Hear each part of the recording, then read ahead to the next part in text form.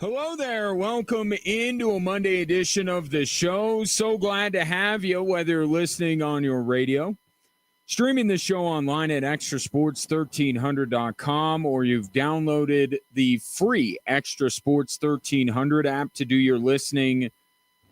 And that is, of course, sponsored by Diversus Health, mental health, and well-being for all.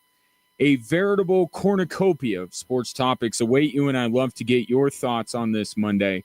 719-247-1313 is the text and phone line. You can also reach out on social media. I'm at Gingerly Tweets on X.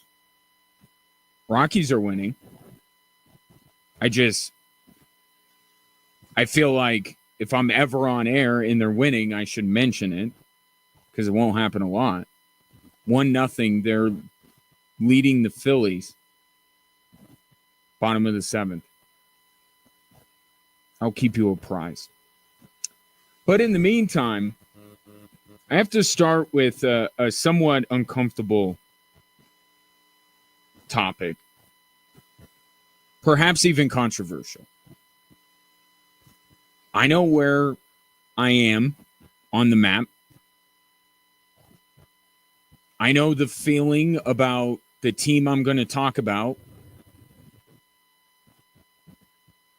in this part of the map. But we have to have it. We have to discuss it here. The best thing in Colorado sports going right now is Denver hockey. I know. Just, if you're a Tiger or Falcon fan, you may have almost upchucked. Like, I get it.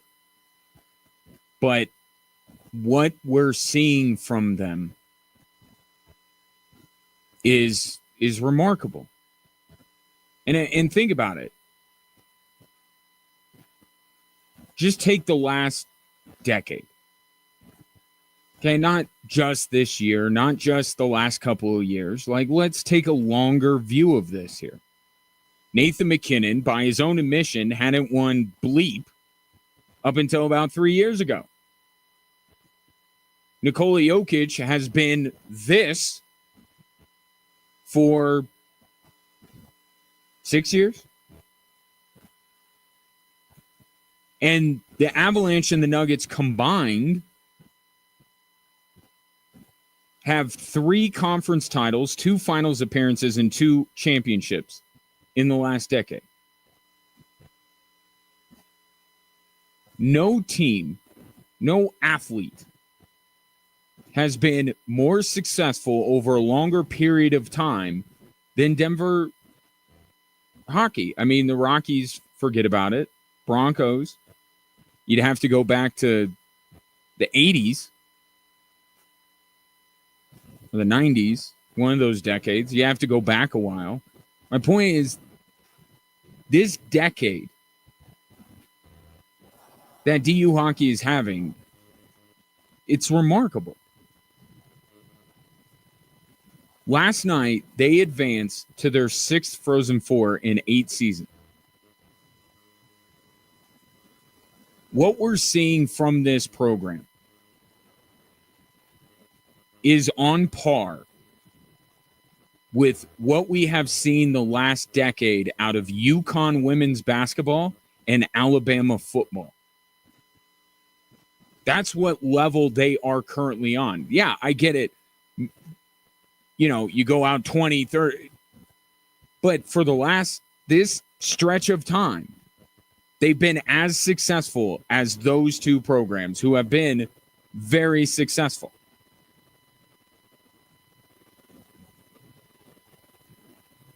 And what they have over those other 2 programs, certainly over UConn, only till recently, over Alabama, they've not just sustained success through a coaching change. They've built upon it. They've gotten better. DU has had more success under David Carl than they had under Jim Montgomery. And some people thought Jim Montgomery going to the NHL would be a death blow to that program.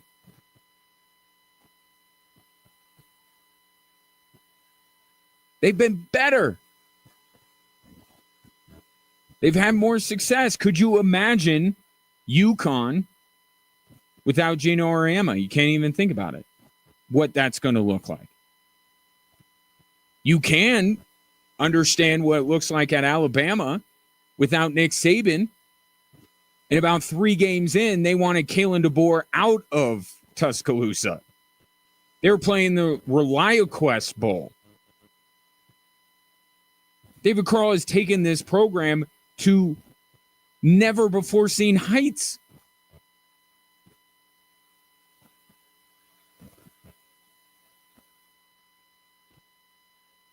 And what's crazy about what they're doing is that they do it without, I mean, it would be one thing if they were winning the NCHC every year and appearing in these Frozen Fours. You'd be like, okay, they're the best team in the best conference. Can kind of see that. Impressive. But you look at, like, they've won once. They've won 1 conference title in the last 6 years.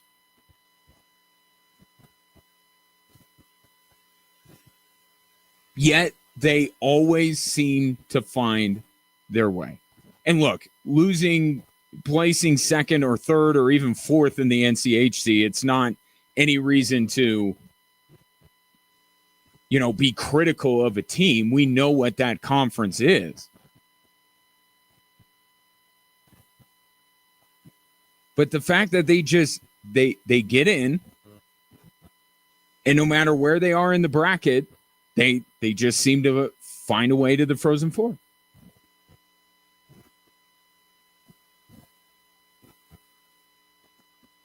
And in order to do that, to be a team that's maybe not the favorite, to be a team that pulls upsets, which DU has the last 2 games through this tournament. They've both been classified by seeding as upsets. You do it with goaltending. Matt Davis at it again. 35 saves against one of the most dynamic scoring teams in the country, Boston College, that has 12 NHL draft picks on it.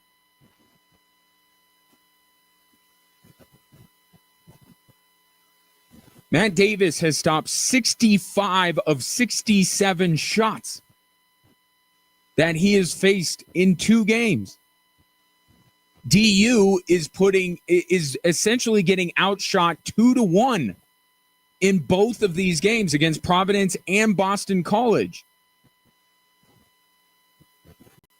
They're absolutely stealing these games from them. And by the way, outscoring those 2 teams 8-2. So you have timely goal scoring on top of great goaltending. And now you have to think, with all due respect to Boston, who is a terrific team in their own right, and Penn State, who's a great story. First Frozen Four ever. What a game that was. To whet your appetite for hockey on a Sunday, that UConn-Penn State game.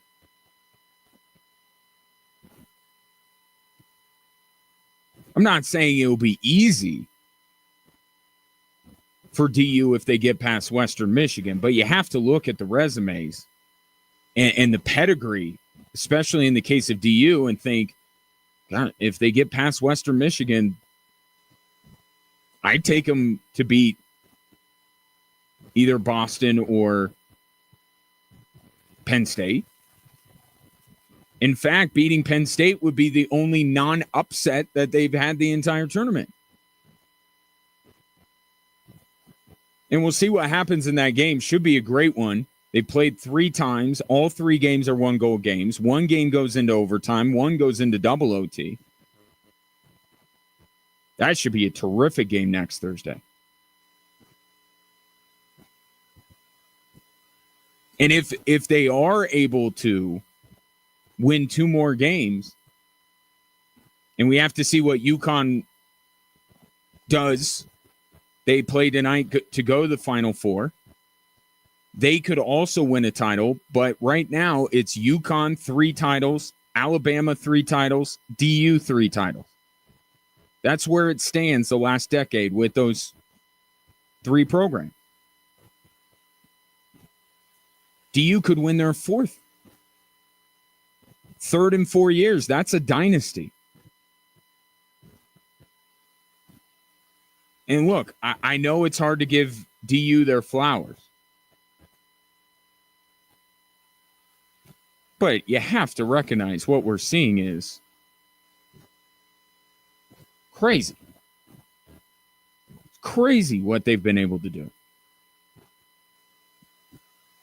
And I suppose, if anything, if you're a Tiger fan or a Falcon fan, you can take a little bit of solace knowing that now everyone in the country views DU the same way. You think UConn women's basketball, you think Alabama football, what are they, especially Alabama football? What are they referred to as? What are they viewed as? What Frank Serratore has been calling DU for years, the evil empire. That's what they've become to everyone, not just their rivals here in the state of Colorado. So now everybody is as sick of DU as maybe you are if you're a Tiger fan or you're a Falcon fan. But that doesn't mean it's not impressive.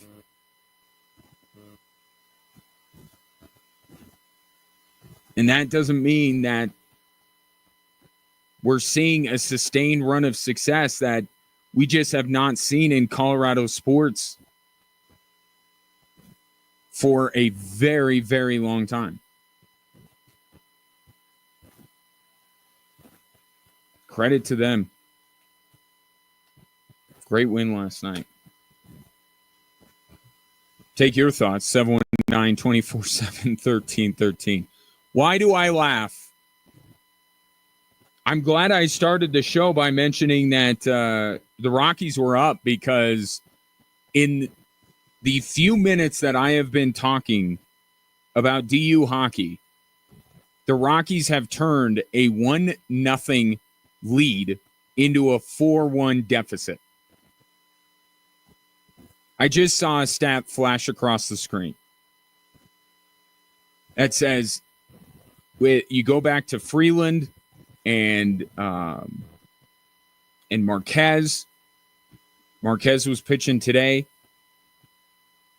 The runs, the fact that those two have given up nothing, and Feltner gave up, 2 the other day against Tampa? This is a start that we have not seen from Rocky starting pitchers ever. Ever. We've never seen Rocky starting pitchers be this effective right out of the gate. And yet, what is their record going to be?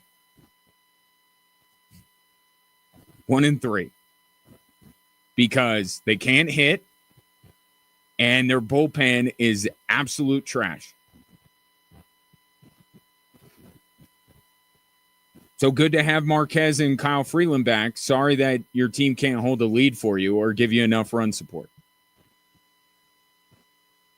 Although there may be a remedy for the Colorado Rockies' early offensive woes.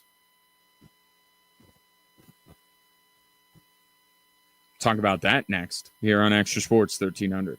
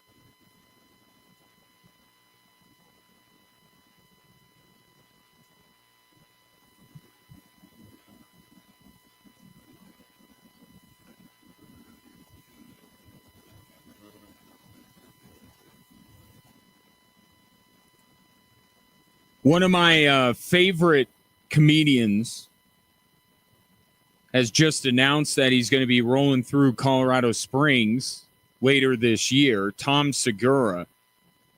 He's bringing his Come Together tour to the Broadmoor World Arena on Sunday, November 9th. Tickets going on sale Friday at 10 a.m. Available online at axs.com or in person at the Pikes Peak Center box office.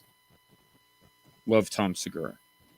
Very excited that he's going to be coming through here. So they just announced the show today, and again, tickets will go on sale on Friday. DU hockey back in the Frozen Four, like they never left, and doing it at the expense of Boston College, who they, of course, beat last year to win a national title. Aaron Texan at 719-247-1313. DU hockey is extra impressive because of the luck that happens in hockey in the single game format of the college hockey playoff. And we're going to talk about the Final Four in men's hoops coming up in a little bit. But some of the things that are happening in college basketball aren't happening in hockey.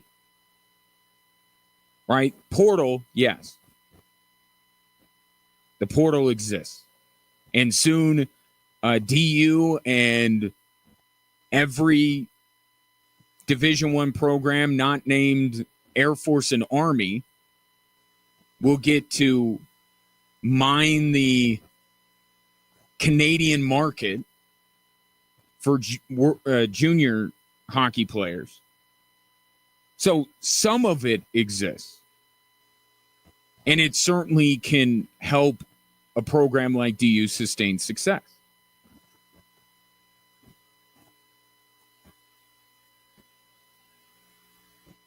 But the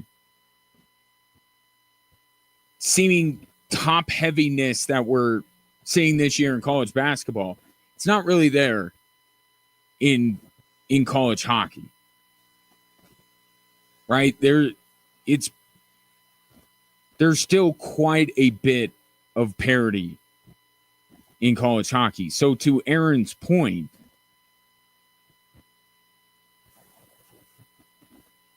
when you have teams that are so evenly matched, and the nature of hockey with puck luck and bad bounces and everything like that, for them to be always tightened up. And that's where Matt Davis comes in. Right? That's where Matt Davis comes in. 65 saves in 2 games.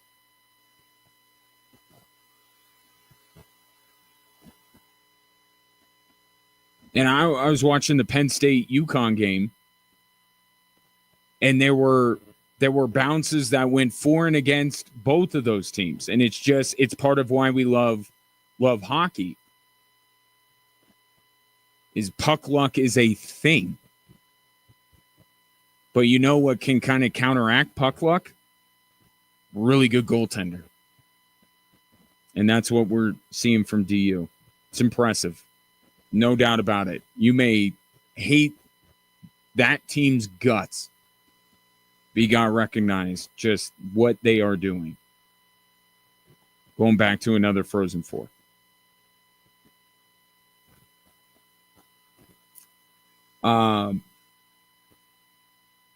In baseball history, there have been some names that when they are brought up, you will immediately think of how they changed the game.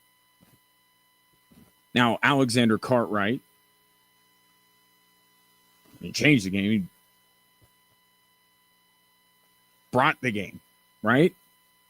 But you think Tommy John, you know how that's changed baseball. Bill James, you know how that changed baseball. Victor Conte. Not saying all these guys are looked at in a good light, but you all look at them and equate them to some significant change in baseball history. Will we now add Aaron Leonhardt to that list? And depending on who you ask, Aaron Leonhardt may be put in the same group as Victor Conti. Leonhardt, just to give a little bit of background, is an MIT grad, much like Richard Feynman was. Do you know who Richard Feynman is? I'll tell you who Richard Feynman is. Richard Feynman, if you recall, was a key contributor to the Manhattan Project and was the guy in Oppenheimer. They actually portrayed him doing this in the movie. He didn't play himself because the movie was obviously released many years later. I don't want to spoil it for you. That wasn't a documentary that Christopher Nolan put out a couple years ago. But at any rate, they portrayed, he was most known at the Trinity test for being the guy that refused to wear safety goggles.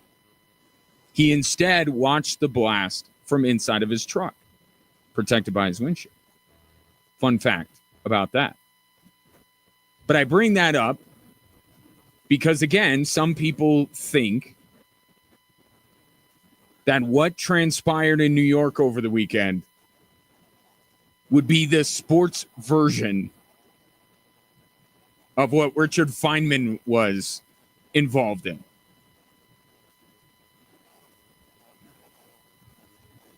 "15 home runs were hit over the course of 3 games with Aaron Leonhardt's torpedo bat." Now, if you are late to the party on this, essentially what he did was put more wood into the wherever the barrel is. That's the interesting thing about this bat. They can actually move the barrel down. I would very much like to see somebody with where the, like, just above their hands to have the fat part of their bat and then it gets thin again. Maybe that'll be the next evolution. But essentially, you put more wood into the barrel, in behind the sweet spot, so you do more damage when you connect. And boy, did the Yankees do some damage to the Brewers. Holy smokes. You know what reminds me of? Story time from Ryan Kaufman's childhood. Nerf, I think it was Nerf, put out a bat. They called it the bongo bat. You remember this? So it was open-ended. There was no enclosure on the top. And then it had a huge barrel, like bigger than the one that Jazz Chisholm was swinging this weekend. And it was essentially made to do the same thing. And I remember my cousin squared up one of my pitches about as well as you could, got a Nerf ball lodged between 2 tree branches. And we could never get it out until they started chopping the tree. I think that tree is all the way down now. We couldn't get down. Like, we threw things at it and we didn't want to climb the tree because that's dangerous. But that thing, you could crank it and it would, the velocity and the distance at which ball would travel off of that thing. That's exactly what it looked like at Yankee Stadium. That one that Jazz Chisholm hit yesterday, like, good Lord.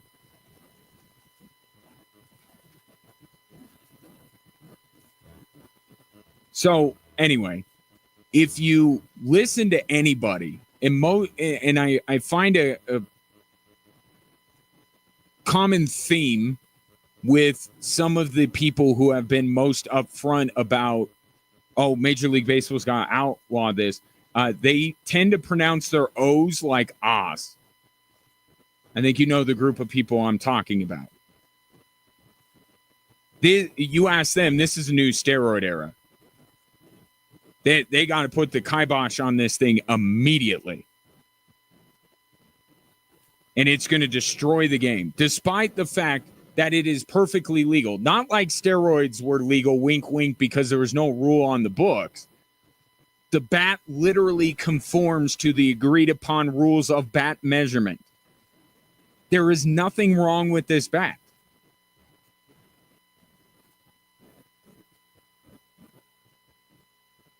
It's not the Super Bowls in there like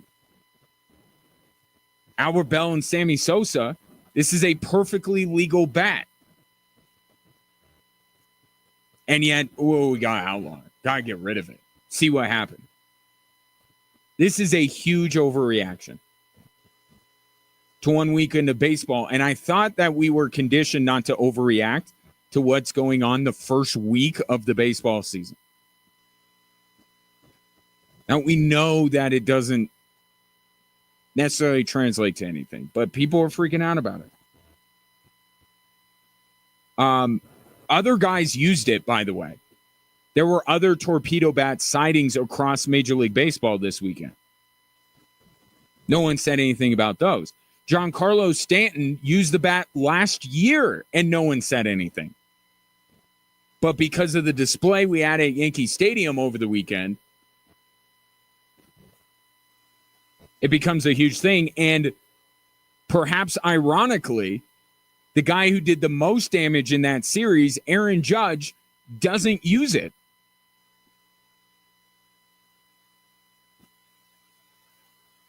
So it's not like everybody on the Yankees is now using this thing. Their best hitter isn't using it. And my thing is, we have spent years, a decade or more, with everything in baseball going away from the hitter and towards the pitcher. Everything limiting offense. And now here's something comes along, it fits into the rules, and it's the worst thing ever. To me, it's about time. Right? It's about time that baseball, and they've been doing this, with these other changes that they've made, it's time for the pendulum to swing back the other way. And this is how you do it. But you know what's behind all this. You know what's behind all this. It's because the Yankees are using it. Right? It's just like it's like the Dodgers deferring all their contracts. Right? This is ruining the game. It's so unfair that the Dodgers are getting Shohei Ohtani to sign and deferring all of his money so they could outbid everybody. But if the Tampa Bay Rays this weekend used, or even just put the shoe on the other foot, if the Milwaukee Brewers, little old Milwaukee, use this to outslug the New York Yankees and sweep them, this would be celebrated as a genius level of leveling the playing field. Right? You can't compete with their payroll, so you get an MIT grad to be able to fix up the bat so you can hit home runs off of the New York Yankees. It would be celebrated if it wasn't the Yankees.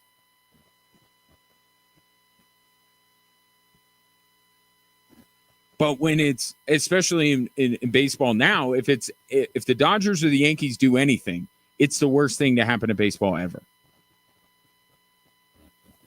It's not. It's a good thing. In fact, I'm actually been disappointed today that I haven't seen more Rockies with it. The Rockies and other teams should be immediately putting in an order for these. There's no patent. The guy that invented it works for the Marlins now.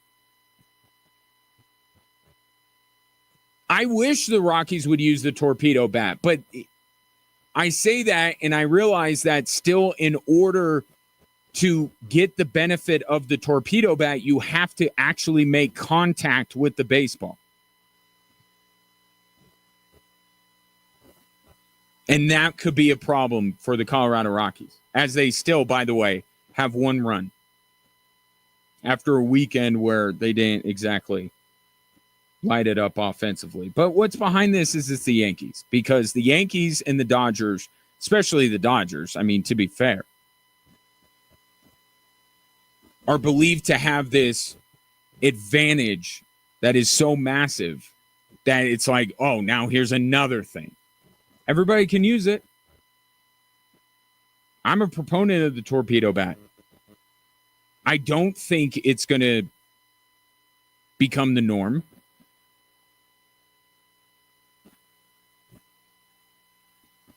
But I'd like to see more of it. I would like to explore the impact of the torpedo bat. And maybe the league's most formidable lineup isn't the greatest test subject to see if this thing actually works.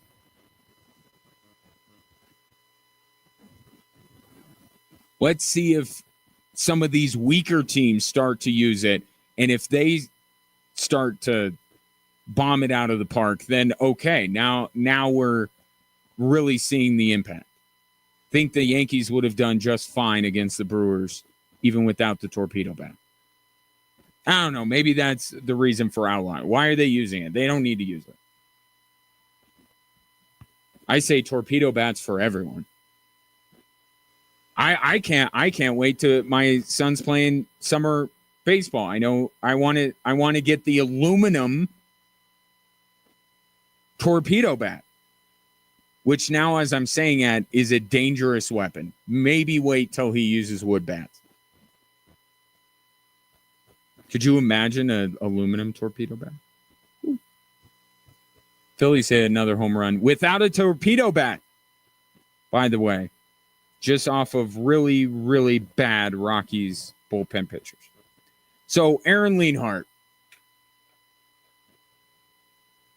is he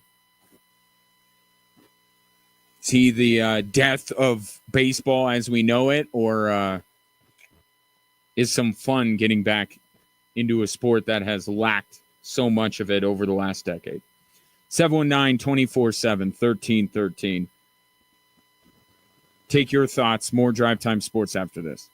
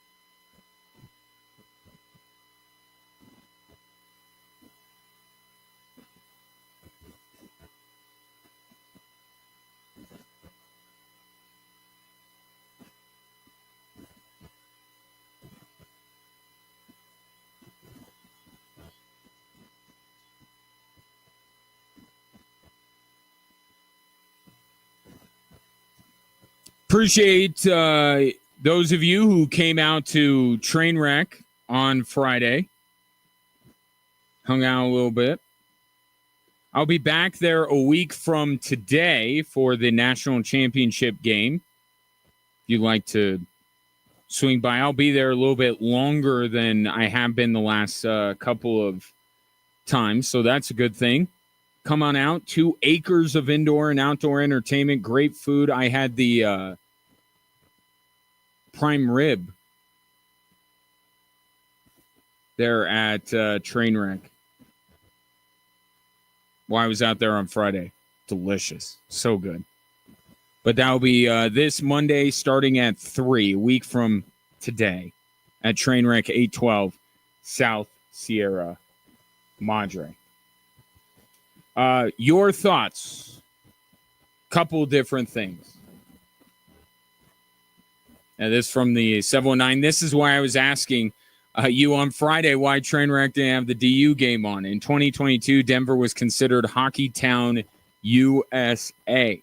Yes, I do recall you coming in and wondering why DU wasn't on the television.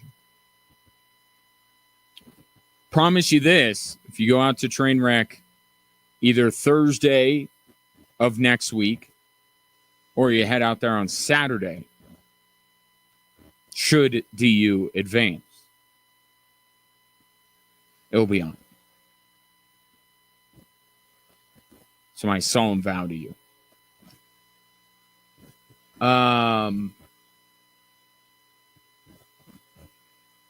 Torpedo bat.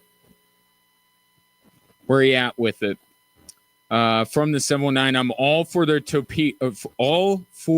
torpedo bat too, Kaufman. A new gimmick for a sport that torpedoed itself a generation ago. Who needs steroids? LOL. Like, look, and I'm going to say this, and it's going to sound like I'm a steroid supporter. That's a weird thing to say. But what was the argument with Bond? Like, he always said, you still got to hit the ball. Right? Still got to hit it. But I'll say that with the torpedo bat. Like, it's the whole Rockies thing here. Like, you still have to make contact on that part of the bat. And part of the reason that people don't want to use it is because it throws off the balance of the bat a little bit. Some guys don't like that. Or pitchers will try to adjust and they'll try to jam guys, and they won't have, and it will be even more difficult for them to get any kind of contact on that. Like, let's see this play out a little bit before we jump to the conclusion of this is ruining baseball. Although we are in a weird place right now where we hate torpedo bat and we hate 3-pointers. It's like, wait a minute. I thought we liked more runs and points being scored. We like smaller goalie pads. I thought we liked all of these kind of innovations in sports to promote offense. I get it. It's a delicate balance, and you can't, and the NBA seems to have gone over the edge, but I'll bring up Alabama. Everybody was going nuts for Alabama. Why? Because they made all their threes. I think that's the issue with it. With the 3-point thing, there are just too many NBA teams that you watch, Nuggets, that don't make their threes. And you're like, this is terrible watching these teams chuck up threes. And the Nuggets are hardly the worst offender of this. I think we don't like missed threes. I think that's more what it is. We don't mind that they take them, just make them. And there are so many teams in the NBA that don't make them. And that's what makes it difficult to watch. Let's have more offense. I watched all 3 games. My family was at the game on Saturday. It was a blast. Now, the team that was playing had something to do with that, I suppose, but want more often.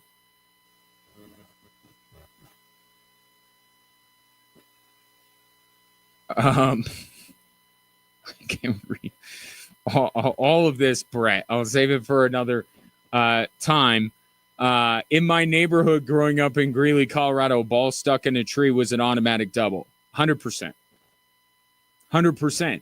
Because you can't, and the reason Brett texts that in, unless he just randomly wanted to tell me that, although he did say in his previous text he wasn't listening to the show. The bongo bat that my cousin and I had, he hit a ball and it got stuck in a tree and we never were able to get it down. You can't reward that. You have to acknowledge that he crushed it and it was in fair territory. So he has to get something for that. But getting it stuck, you don't deserve a home run. You get a double. 100% agree with you on that.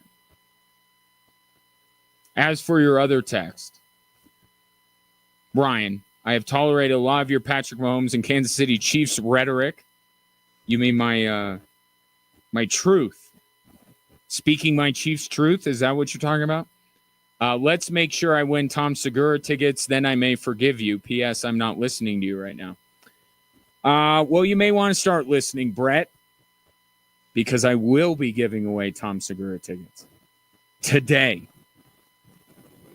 before you can buy them.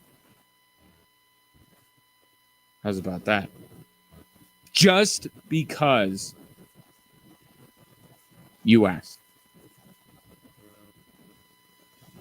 So be listening for that. I'm going to tell you when. It's a power. I wield so little power in my life. I get a good get like Tom Segura tickets. I'm gonna milk it a little bit. But yes, today you can win Tom Segura tickets.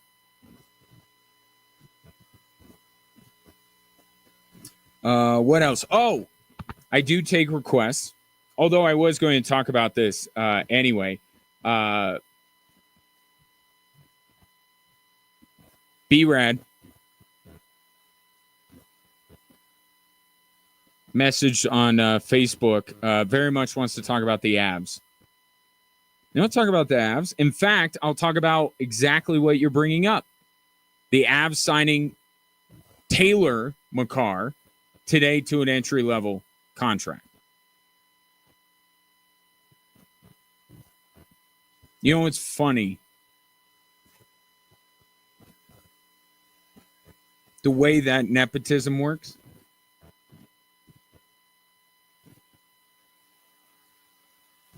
Because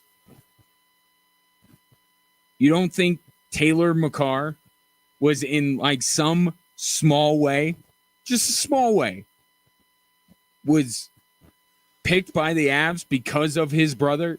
You don't think that had anything to do with it? Because here's the thing about Taylor. I'm not going to make him the hockey version of Bronny James. Dude was very productive in Maine, but he is not Kale.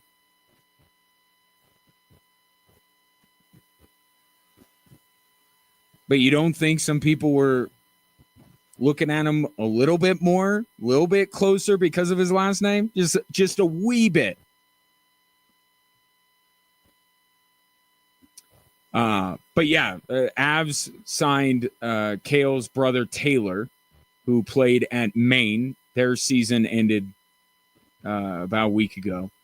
And, I was thinking about it because remember when they brought in Kale, he actually made a cameo at the end of that season. I don't think that's going to happen with Taylor.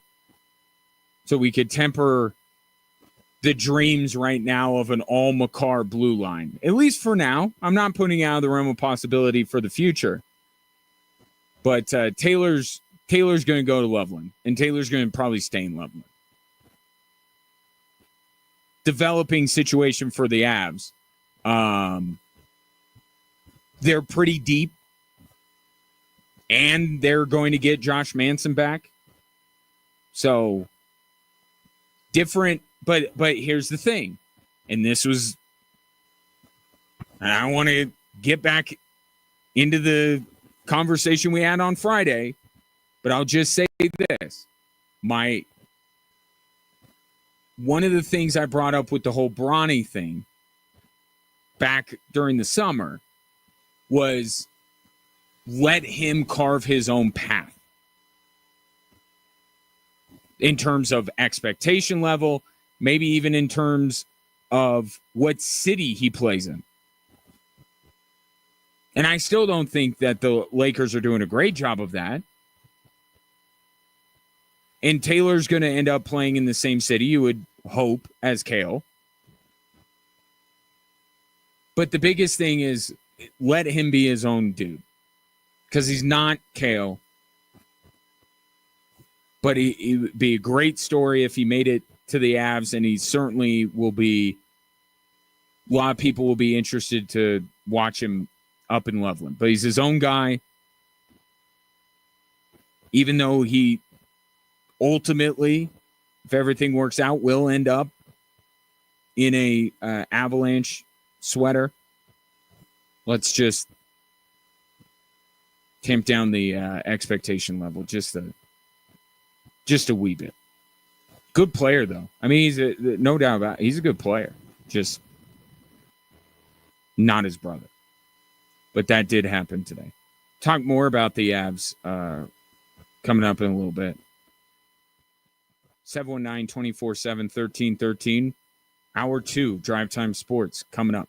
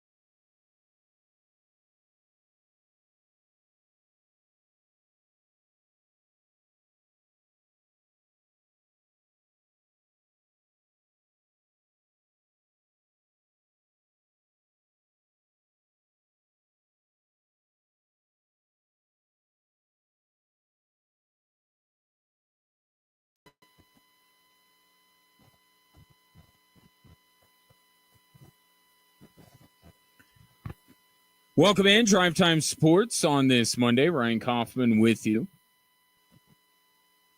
Appreciate you tuning in, whether you're just listening or watching and listening, which you can do on our social media platforms at XTRA Sports 1300. Or if you follow me on any of those platforms, you can watch it there as well. Didn't mention this off the top. I will throw it in here, although it's still got a little while to go. Brian Howell of the Boulder Daily Camera will be my guest coming up at 5:20. Talk about the Deion Sanders extension at CU, which I did talk about on Friday out at Trainwreck, but then a late bit of news coming in on Friday that the NCAA has blocked CU's and Syracuse's joint spring game. I mean, isn't that so NCAA? They are, and I remember when Tyler Brown tried to get his transfer for a second time and tried to play immediately, and it was actually a really sad story why he had, transferred in the first place. But he wanted to follow Deion Sanders to Colorado, and he applied for a waiver to play immediately, and the NCAA said no. Whatever little power the NCAA has left, they will wield it in the worst ways. Right? There's so many things that the NCAA has no control over. It's almost like, hey, if we have control over this, we're going to exert that control. CU and Syracuse, well, let's give credit to Deion Sanders. Deion Sanders came up with the idea, but Syracuse jumped at the opportunity. What a cool thing. A cool, good thing for college football. It's not going to revolutionize the game by any stretch of the imagination, but look, it's a neat thing to do. It would certainly bring more attention to the spring game, more attention to CU if that's even possible, more attention to Syracuse. It's just overall a good thing. And the NCAA is like, nope, going to miss class. Oh, okay, because before you were so worried about the academic life of your athletes. And I suppose in a way they always have been. It's the institutions that don't care. But what a silly thing to put your foot down on. Nope. No joint spring game. You miss class. Okay. So that's not going to happen. Talk to Brian Howell about that and Coach Prime's extension. Also, interested to get his thoughts on the portal additions and all that. So the latest was CU football with Brian Howell at 5:20. Your thoughts at 719-247-1313. Sean Payton, George Payton, Greg Penner Payton all spoke today at the owners' meetings. And there's a lot to kind of filter through. But I thought the most important thing that Sean Payton said today was that there are no more excuses for this Broncos team. And we talked about their win total, and it's gone up to 9.5, and the idea they're not sneaking up on anybody. They have everyone's respect. Everyone has acknowledged the job that Sean Payton did last year under somewhat difficult circumstances of having to let Russell Wilson go, and the fact that they were able to make the playoffs. Everybody acknowledges the job Sean Payton did, and everybody is giving the Broncos credit for that. but they are not going to sneak up on anybody, and the expectations have gone up. If they don't make the playoffs this year,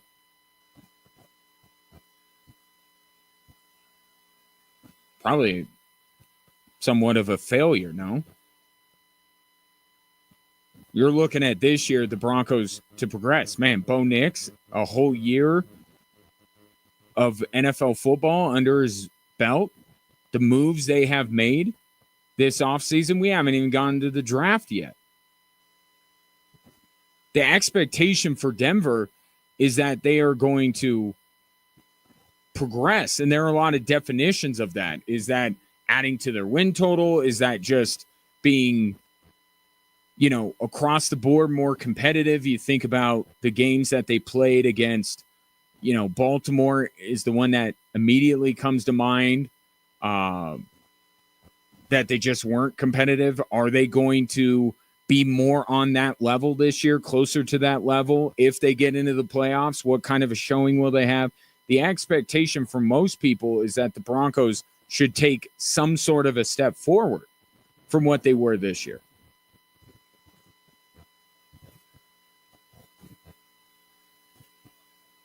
And Sean Payton's 100% right.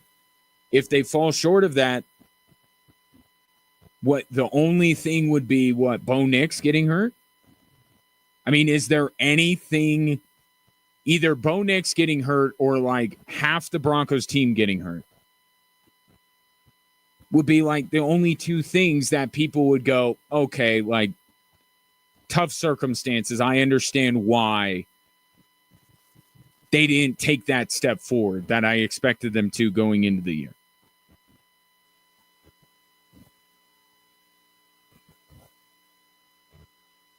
And he's right. No excuses. They're expected to compete. They're expected to follow up what they did last year, or you start to wonder if last year was a little fluky.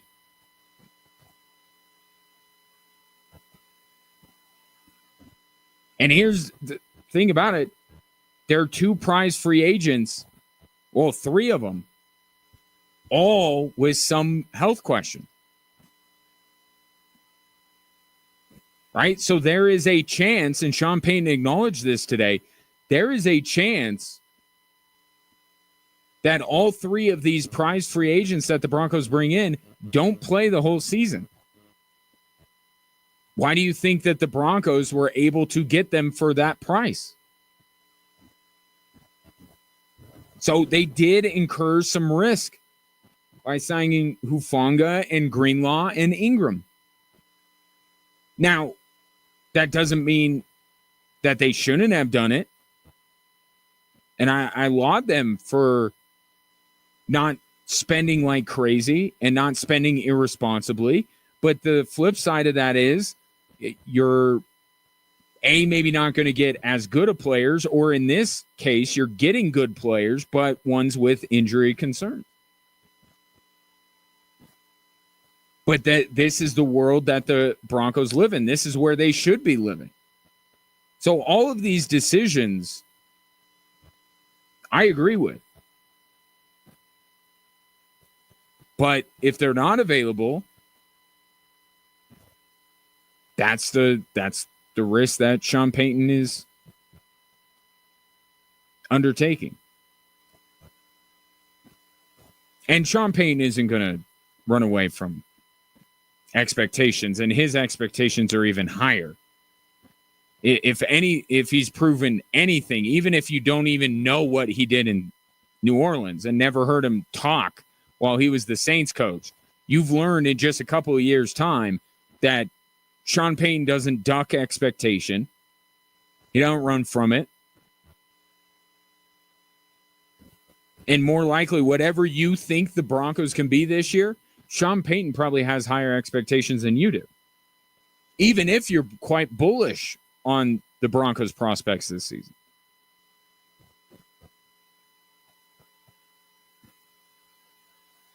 So he's not I believe the phrase that would be appropriate here is he wants the smoke.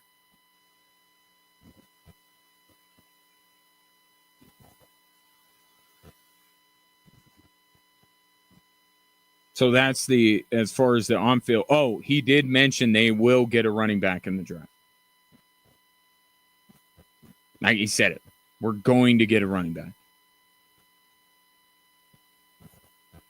And look, if it's Ashton Genty, I'm not gonna see eye to eye with the pick. I just won't. But if they've done enough work to give themselves an opportunity, if they want a luxury pick at 20 and they want to get Ashton Genty, then consider it an attaboy for the job Sean Payton has done over the last year. Give him a shiny new toy. Give him the best running back in this draft. That's fine. I think the more prudent decision is to look at something else at 20 and then at 50 address the running back position. I don't expect the Denver Broncos to wait that long. Like the idea that Sean Payton is saying we're going to get a running back. It comes across differently than when John Elway said, well, we always want to take a quarterback. Every year we want to take a quarterback. Well, that's just, that's kind of nebulous, and the bar could be pretty low for, you could get a guy in the 7th round and have done your job. When Sean Payton says we're going to get a running back, I don't think you'll have to. I will say I would be shocked. I would be shocked if the Denver Broncos don't have a running back by the end of day 2.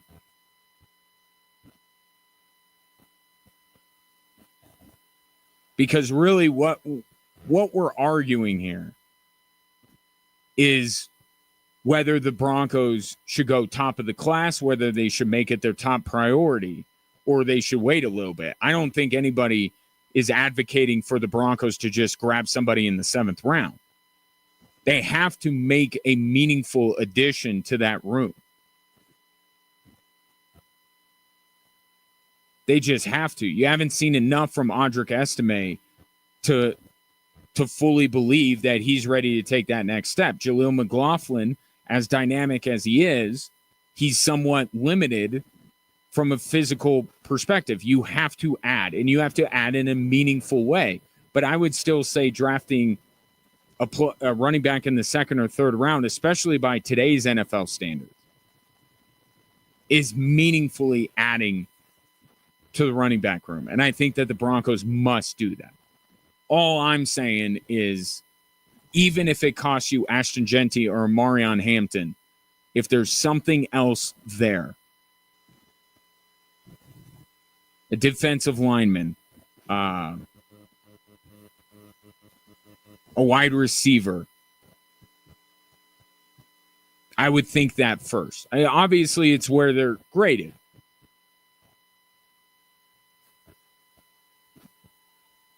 Right? I wouldn't want the Broncos to reach for anybody. Don't reach. But if whatever running back is on the board you have graded similarly to Shamar Stewart of Texas A&M as a defensive lineman, or Emeka Egbuka from Ohio State,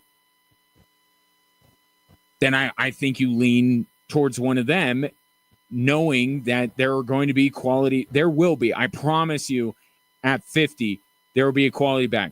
One of the 2 Ohio State guys, Genty and Hampton, will probably be gone. At least one of the 2 Ohio State guys, or Devin Neal, Scattaboo, like one of those guys. How many is that? So between Genty, Hampton, the 2 Ohio State guys, I'll throw in Caleb Johnson from Iowa. I like him. Scattaboo, Neal, that's 7. I promise you one of them will be on the board when the Broncos draft at 50. And I think the Broncos would be pleased to get any one of them. They may like their list might be out of order from what I have, but I think you look at those 7 running backs, and if the Broncos got any one of them, you'd feel like they made a meaningful addition to that running back room. But Sean Payton, no excuses this upcoming season, and they will get a running back in this draft. Take your thoughts at 719-247-1313. Also, uniform news. Damani Leach, very popular guy because he's the one that tells you how many times the Broncos can wear their throwbacks. Tell you what the NFL decided that you should be happy about if you're a Broncos fan, coming up next on Extra Sports 1300.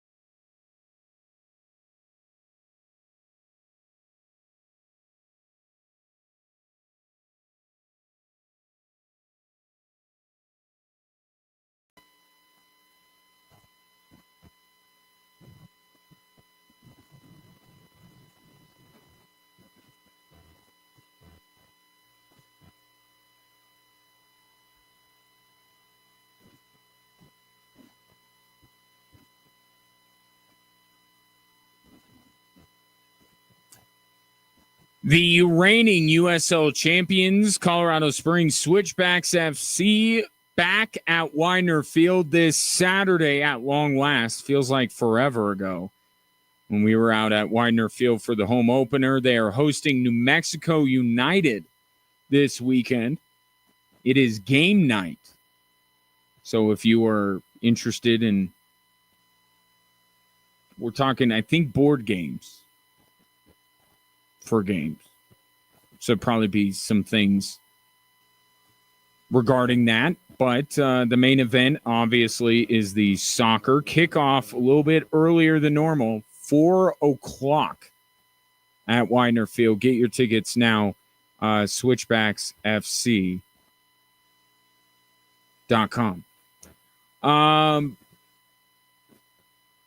Actually, you know what? I mean, definitely switchbacksfc.com. Why don't I just give away some tickets right now? I got a pair of tickets for Saturday's game. If you want to go, check out the reigning champs. Text Switchbacks in your name to 719-247-1313. And the 13th texter will win a pair for Saturday afternoon, early evening, late afternoon. 4 o'clock's one of those tricky times.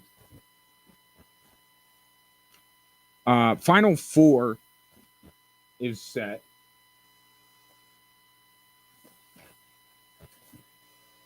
And congratulations to, in no particular order, Oz the Mentalist.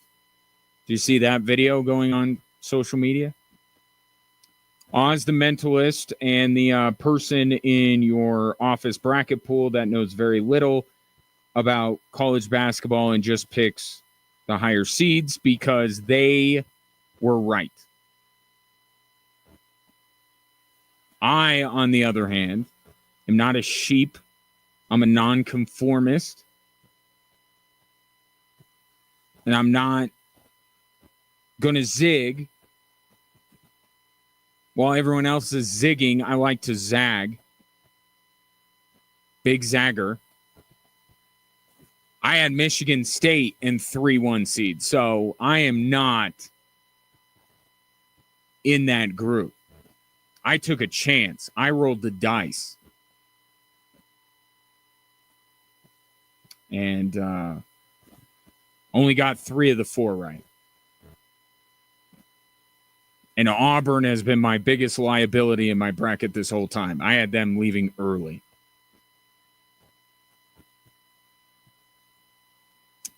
For the first time in 17 years, we have 4 1 seeds. And I really don't have a problem with it. My argument, my side that I take in the debate that's been going on with, you know, mid-majors and are they getting squeezed out and is this bad for college basketball that it's so chalky and everything. I kind of fall in the middle because at this time for the Final Four, I'm good with this.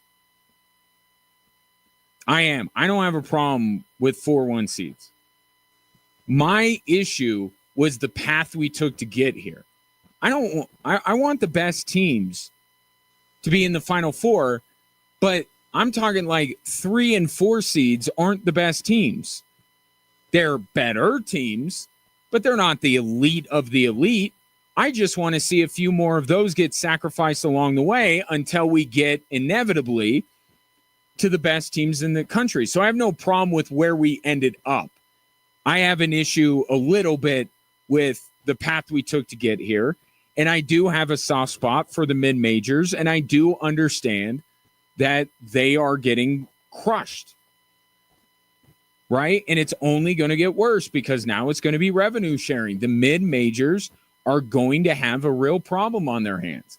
And I'm speaking from a biased perspective because I have great affinity for at least one mid-major program in the country. So I want to see them succeed. I want to see them exist within the college basketball ecosystem. But I'm not asking for them to have a chance to win the national championship. I'm okay with the 4 1 seeds being there.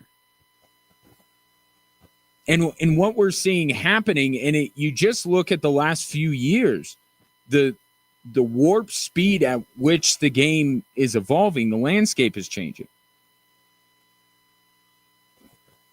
It was never about NIL and the portal is going to allow mid-majors to compete with the major teams, because the big teams will always find a way. My point has always been, and BYU is a great example. BYU is a rising power in college basketball. What they are doing is fascinating. They have the number 1 player in the country coming to Provo next year. But they're not they're in the Big 12. So it's never about, now with NIL and transfer portal, the talent is going to be spread out through 350 schools. It's just the schools within the conferences with means or with more means, there's going to be more haves in those leagues. And meanwhile, the disparity between the haves and the have-nots, even though there are more haves, will grow wider. And that's what we're seeing. And I don't think it's the ideal scenario for college basketball in the NCAA tournament. I don't. But there's no going back now. The genie cannot be put back in the bottle. It's just going to get worse and worse and worse. If you have an affinity for the mid-majors, it's going to get worse.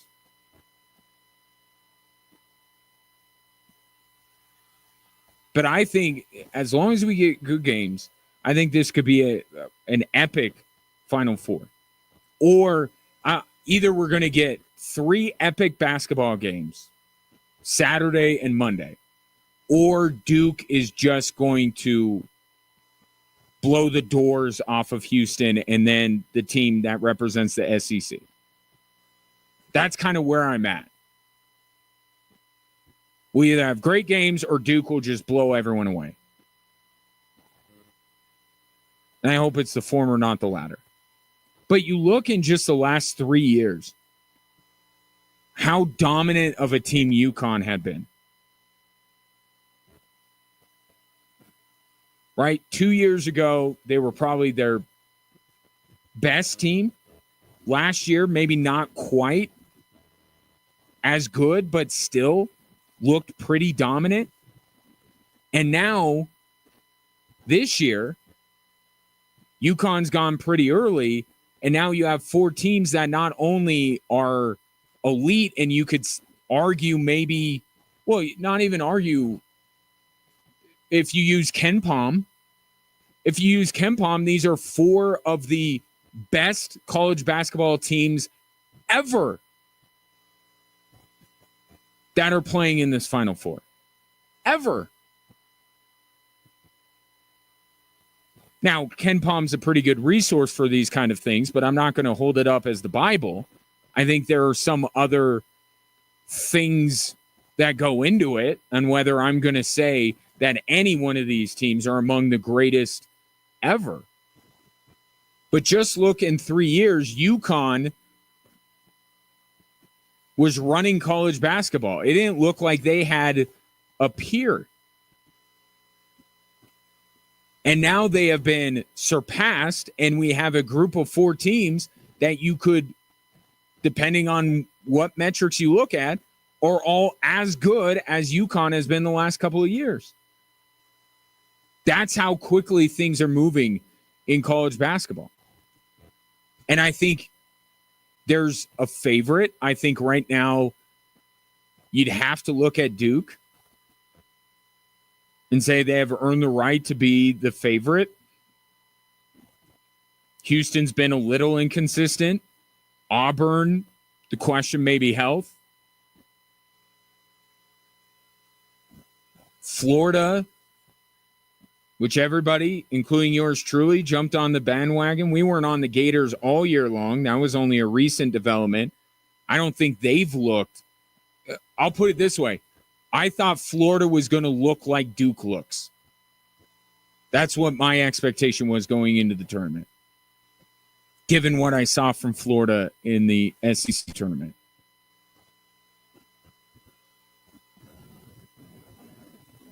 And that's why I say either we're in for some pretty epic college basketball this weekend, or Duke is just going to run roughshod over two teams.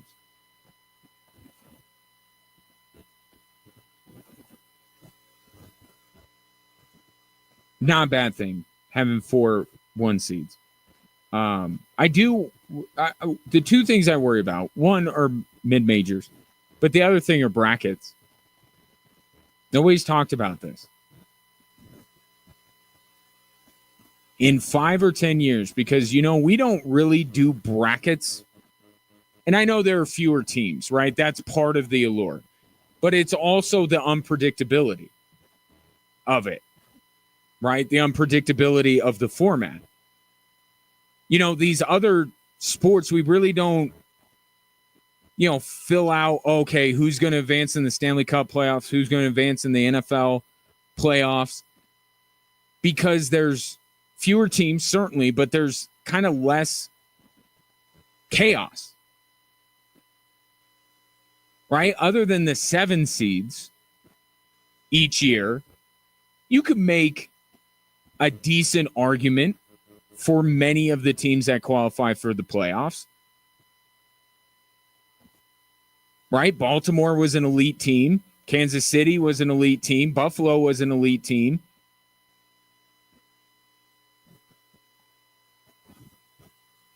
And I just wonder if, let's go to the end game here.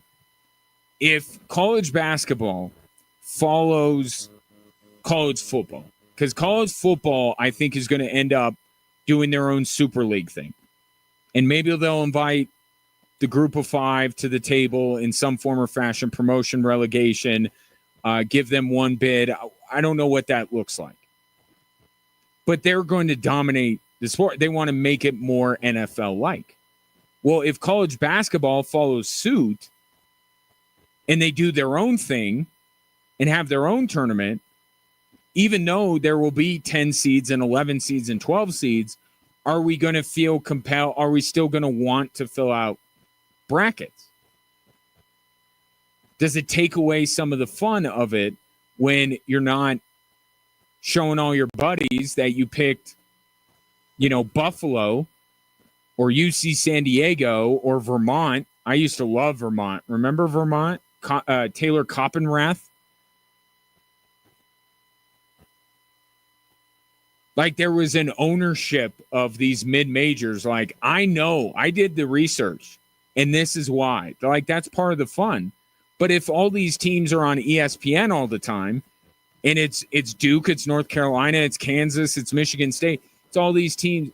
Like, we knew about Auburn all year long. We knew about Duke from the moment Cooper Flagg agreed to go to Duke. We knew about Cooper Flagg. Houston's been around for a while. Florida, like I said, that we were late to adopt Florida. But like, we know these teams. Even if you don't watch a lot of college basketball, if you watch any, chances are you've probably seen one of these 4 teams. Now it's not going to be special anymore. Oh, I'm picking Arkansas. Big whoop. I wonder about that. What will become of the bracket challenges? I guess if they keep the same number, even if they minimize and marginalize the mid-majors, I suppose, there will still be ESPN bracket challenge, but less fun. Take your thoughts. You okay with 4-1 seeds? 719-24-7-1313. Drive Time Sports returns with Brett, your chance to win Tom Segura tickets before you can buy them.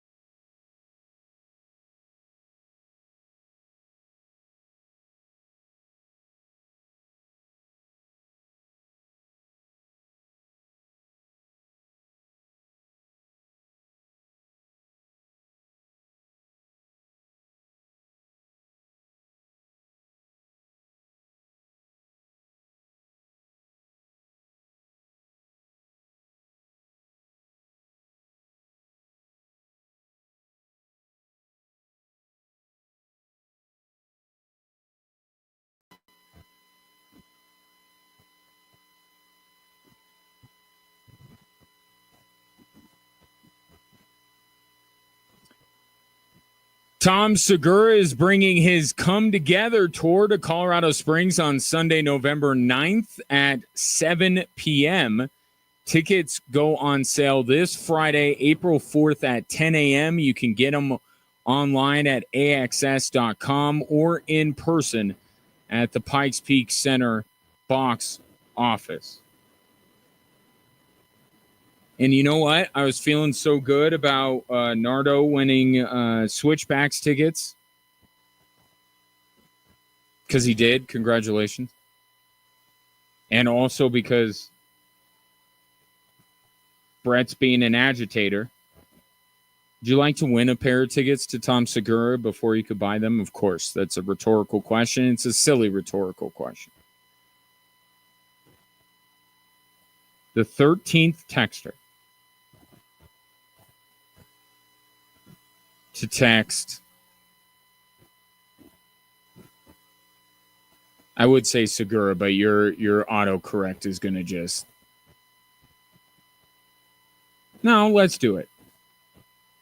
Segura and your name, 719-247-1313. The 13th texter will win a pair of tickets to see Tom Segura. Remember, the show's in November.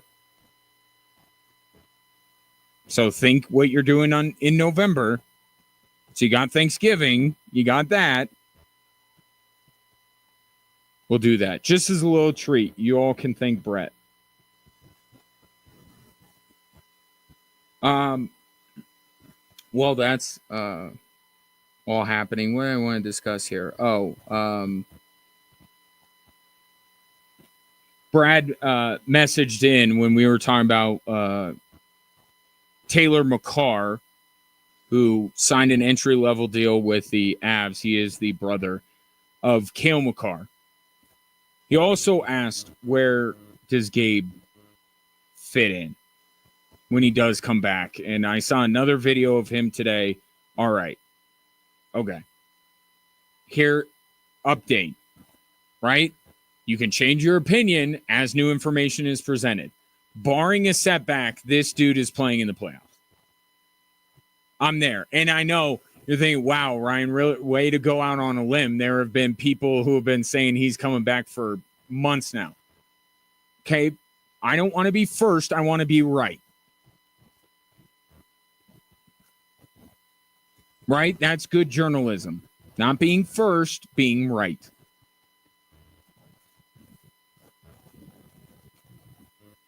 Barring a setback, he's going to be back for the play.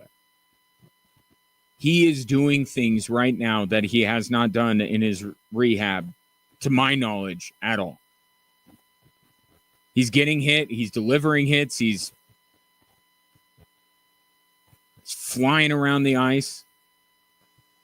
Yeah, he is coming back as long as he doesn't suffer a setback. And I know that's even been said before. But again, he seems further along than he ever has been. So where does Gabe Landeskog fit in?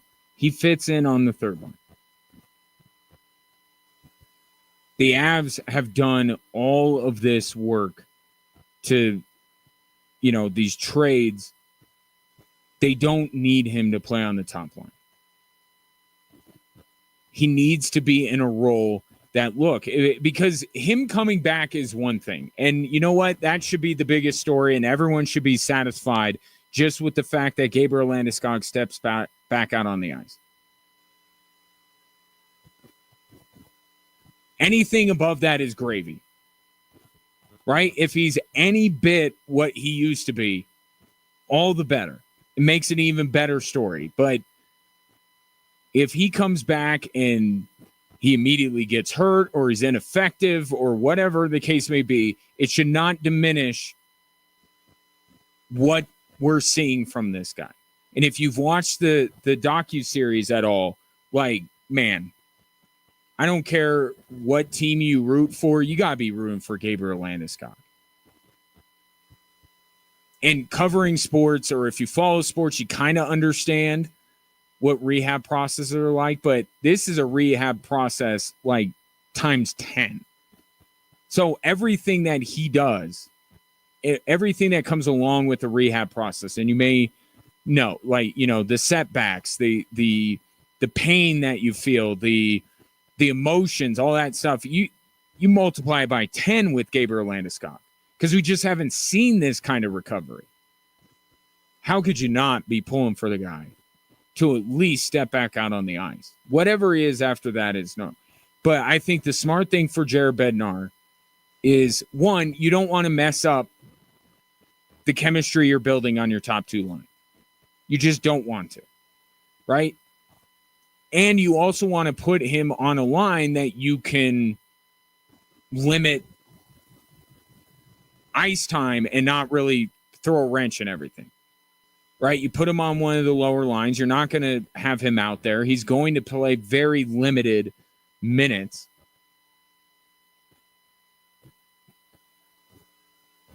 So I think that's where Gabe goes. The idea that he's going to be back on the top line with Nathan McKinnon, I don't see it. I don't. But, yeah, barring, and maybe we can say barring an unforeseen setback, we can even go that far. Yeah, I think he's going to be on the ice at some point in the playoffs.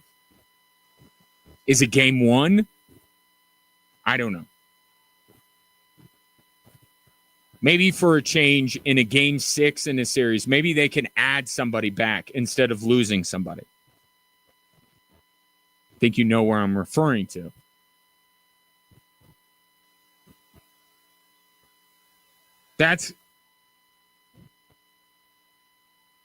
Maybe that would be what it is, right? Like Gabriel, they start the series with the Stars. And they need to win game 6 to force a game 7 back at Ball Arena. And they announce that Gabriel Landeskog is. I think they're going to have to announce that he's back before then, but when he actually steps out on the ice, him coming out game 6, but that would be, as of now, it would be in Colorado, so.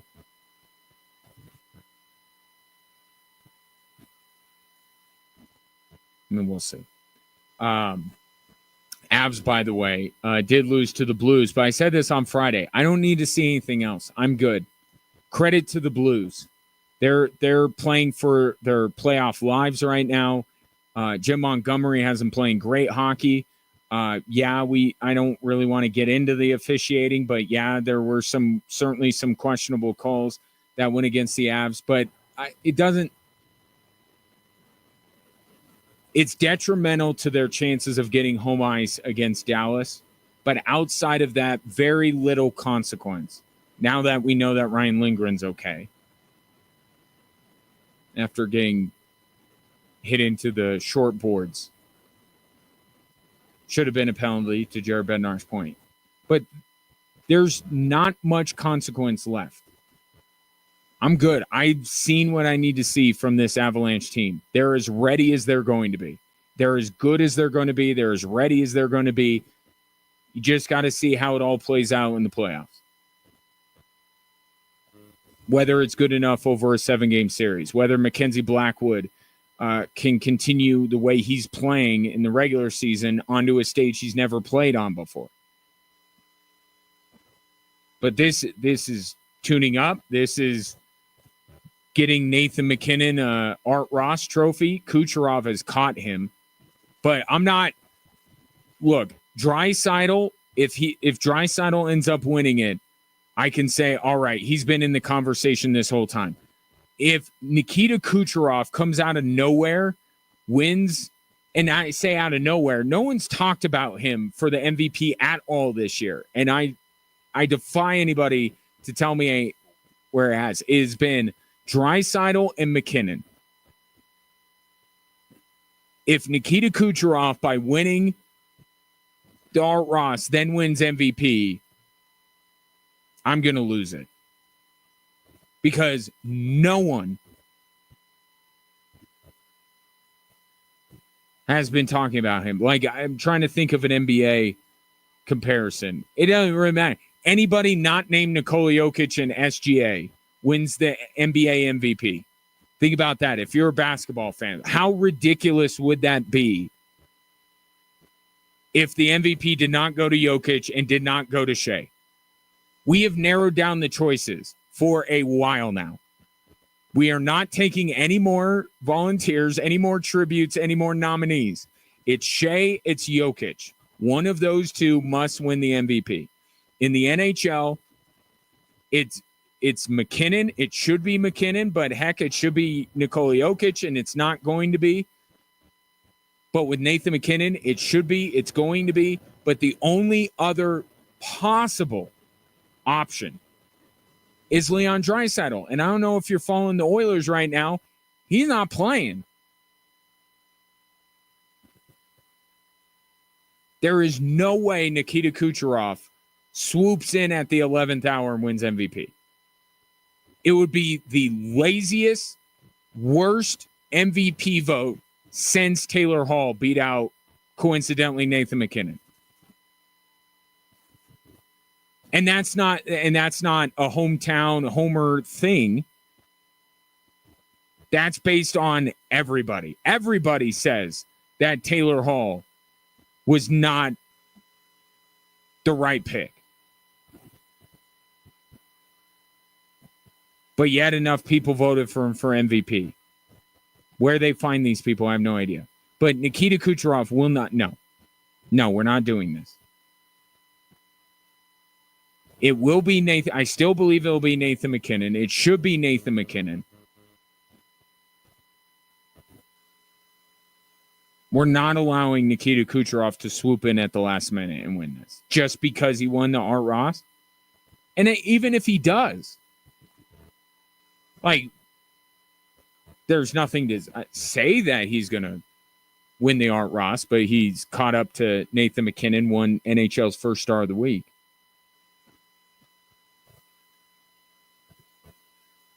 But we are not taking any more applications for the Hart Trophy. So, sorry, Nikita Kucherov. Go on a tear a little bit. I mean, it's like Roman Josi.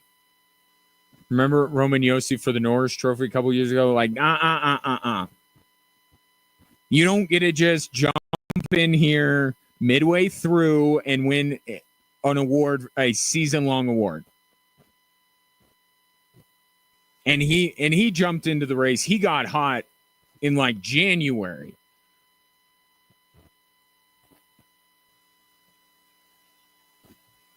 What do the Avs have next? Chicago? No. What am I thinking? Duh. They play Calgary tonight. And you can hear it right here on Extra Sports 1300. 6:30 puck drop. Avs going for the season sweep of Nazem Kadri and the Flames. And then they'll play Chicago.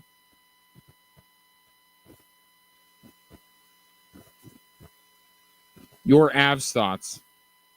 Gabe, playoff readiness, Hart Trophy, Taylor McCarr. Take them all. 719-247-1313. Coming up next, we'll hit the three stories that are driving the show.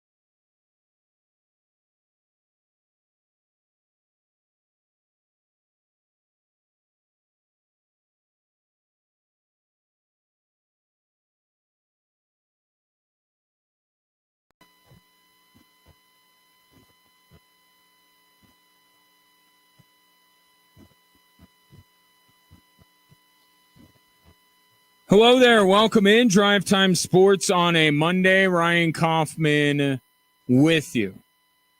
Appreciate you tuning in, whether you're listening or watching the show.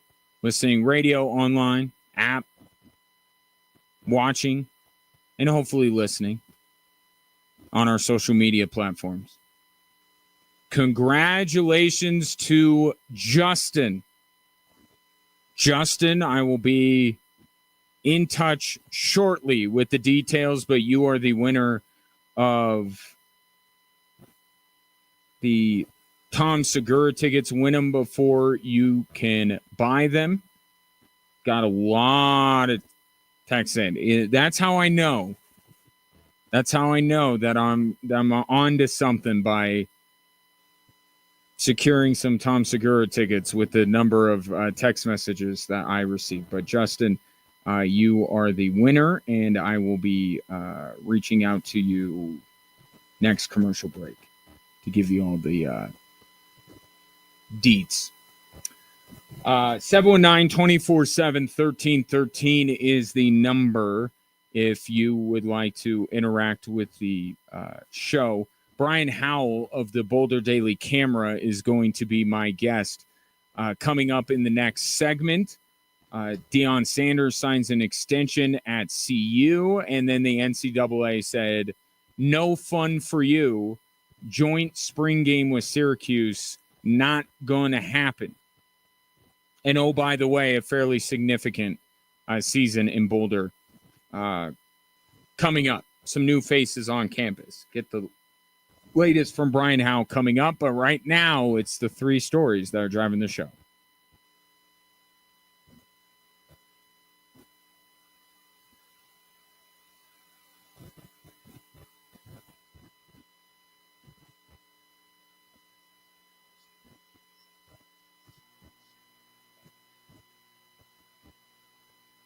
All right, let's start with the evil empire striking again.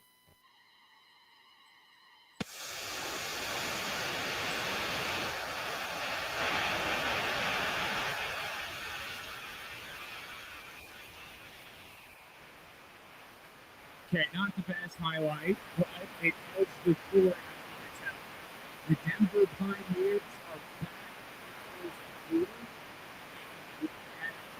they have done over the past decade, and I think you have to give them their credit and their just due for being the best thing going in Colorado sports.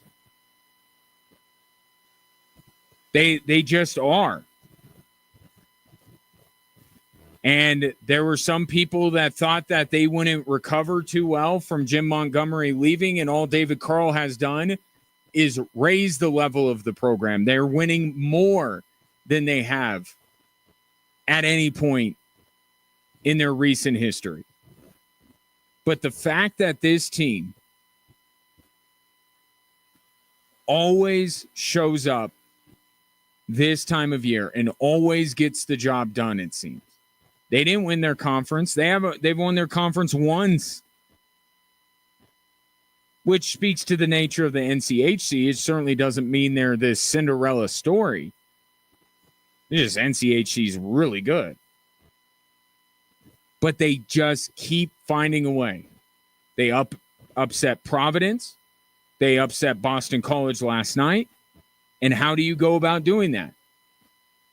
How do you steal these games? How do you pull off upsets? How do you make your way through this tournament?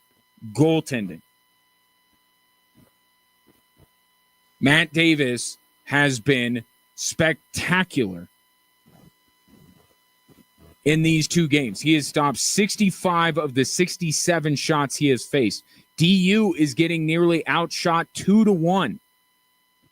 And yet they're outscoring both Providence and Boston College by a combined score of 8-2. This team just keeps doing it. And they are in really, when you look at college athletics, there's another, if we're including all sports, Penn State wrestling. Like, Google it. Google what Penn State wrestling has been up to the past decade.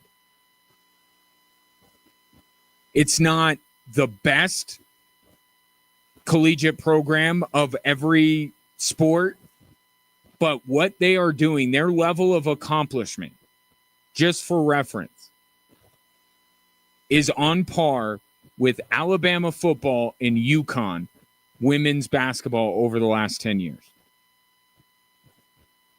The Frozen Final Four college football playoff, the appearances, the number of championships, all three of those programs have won 3.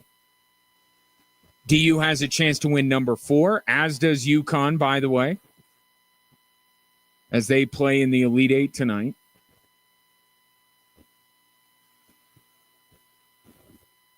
But Denver University hockey, University of Denver,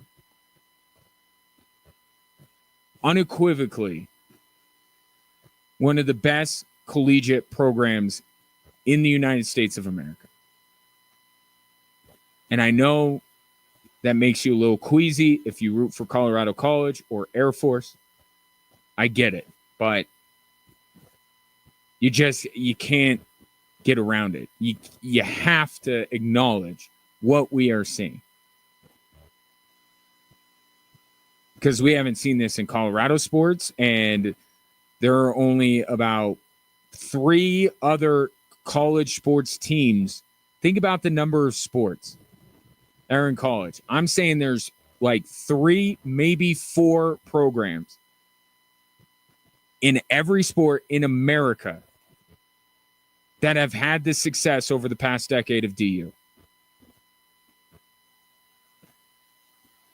UConn women's basketball, Alabama football, I think it's Stanford swimming. My boss is a big fan of collegiate swimming, so if he's listening, he's going to correct me if I'm wrong on that. I think it's Stanford swimming that has 4 championships in the last 10 years, and then Penn State wrestling is just in another stratosphere. Unbelievable. I had no idea. Penn State wrestling. It's good, but DU, give them their flowers. And I think if they get past Western Michigan, I think they're winning it all. I'll take them over Boston and over Penn State. Western Michigan could beat them. Beat them 2 out of the 3 times they've met this year. But if DU gets past that, I think next Saturday they're going to be celebrating their 3rd national title in 4 years. That's a dynasty. Let's go to story number 2.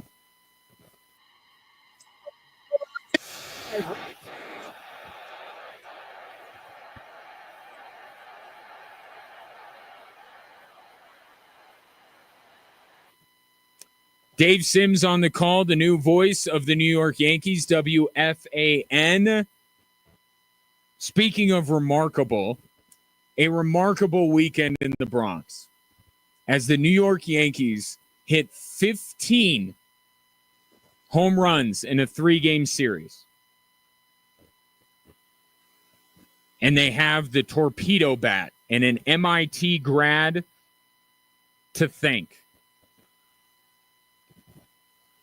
Aaron Leonhardt developed a bat that is perfectly legal based on the agreed upon bat measurements.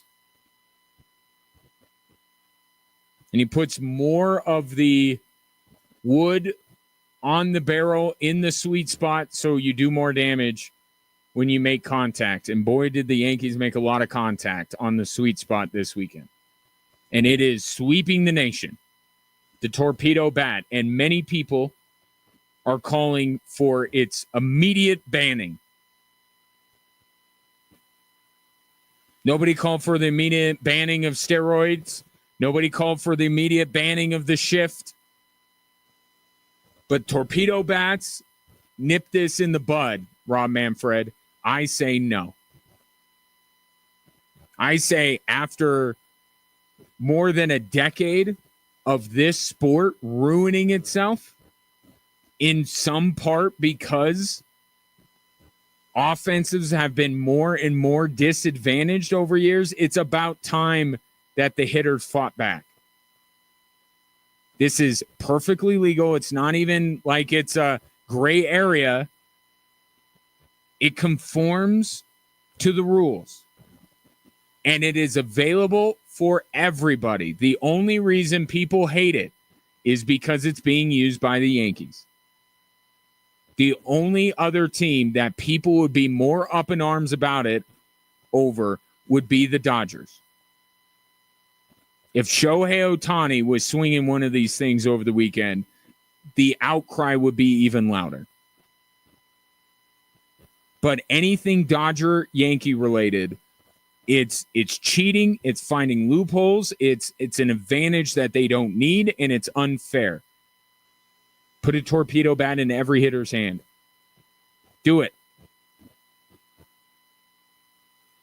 Still got to make contact.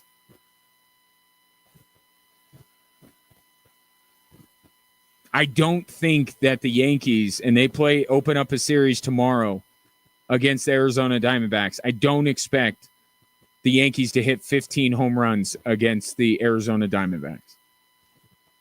I think this is a lot of ado about, I don't want to say it's not significant, right? If there is something that is going to tip the scales back a little bit towards the hitters, I think that's a significant development. I think it's a good development, but it's a significant one. So I don't want to say it's nothing, much ado about nothing, but let's wait and see this out for a little while longer and not be beholden to one amazing weekend by the Yankees and hold it up as the worst thing to happen to baseball in the history of mankind. And hey, for those of us who are looking for a reason to get back into a sport that we all loved as children and maybe have grown away from because of a variety of reasons, don't hate the fact that all of a sudden April baseball is worth watching. But even with the torpedo bat, not all baseball will be worth watching because the Colorado Rockies still very much exist. And today, they lost again by blowing another lead that they were staked to by an outstanding starting pitching performance. It was Kyle Freeland on opening day. Gave up 0 runs on just 65 pitches, and Bud Black decided to call on the firemen, and they blew that game. And German Marquez, welcome back, missing basically a whole season, was great in Philly against one of the best teams and best offenses in Major League Baseball. The minute he gets yanked from the game, Phillies put up a 4 spot, and then they put up another 4 spot. But it's good. It's good, right? Because there have been years, and I think of the year where Clint Barmas walked it off against Trevor Hoffman. And he thought, oh, Rockies, it's actually better this way. Because the only time that anyone would feel even remotely bullish on the Rockies' chances is this first week of the season. And so it is so much better that they are not winning because you don't have any chance of falling into that trap. Even if you are the most optimistic or naive Rockies fans. There is no way you're going to fall into their trap because it has been spectacularly terrible. This first 4 games, we're 4 games in. 3 losses, 2 blown leads by the bullpen. Chris Bryant looks absolutely washed. But it's fitting because what's good about the Rockies is what used to be good, the last remnants of the last good Rockies team, right? They're starting pitching, Kyle Freeland, Herman Marquez. Everything they've added after that, terrible and causing them to lose games. So it is quite a fitting start to the season for the Rockies as they lose today in Philadelphia for the Phillies opening day. And they'll get a day off tomorrow to think about what they've done. 719-247-1313. Coming up next, Deion Sanders going to be sticking around Boulder for a while longer. Brian Howe joins me to discuss next on Extra Sports 1300.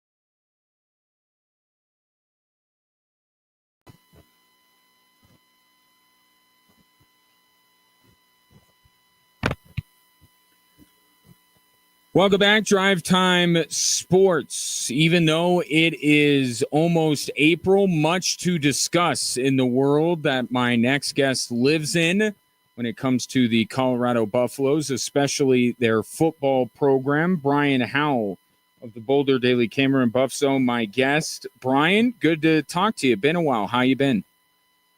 It has been a while. Nice to talk to you. I've been good. Good. Let's start with the more positive story when it comes to the Buffs over the past few days. The extension that has been given to Deion Sanders, I would imagine this is not a surprise to you.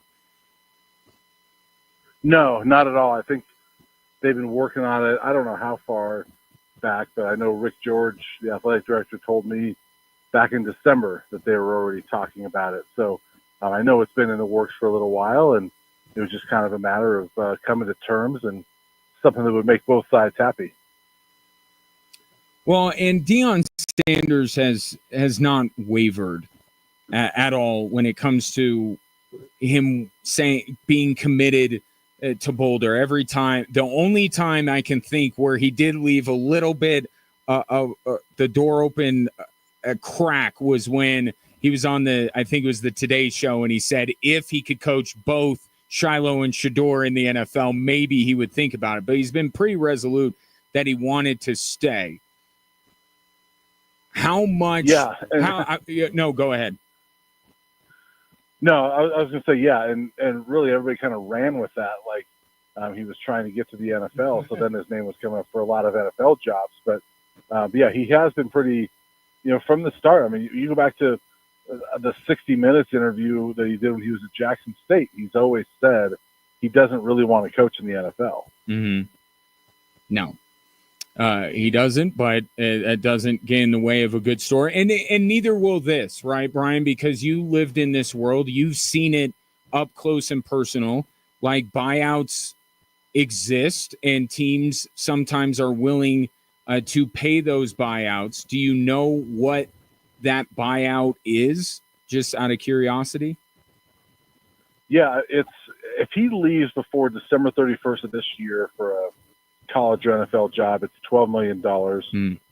If a year from now, well, December 31st of 27, it would be $10 million, and then it drops to 6, and then 4 and 3. So it's not a massive buyout. I mean, it's one that CU could use that money if he leaves, but it's not a massive buyout. I think that would prohibit anybody that really, really wants him from paying that money. Mm-hmm.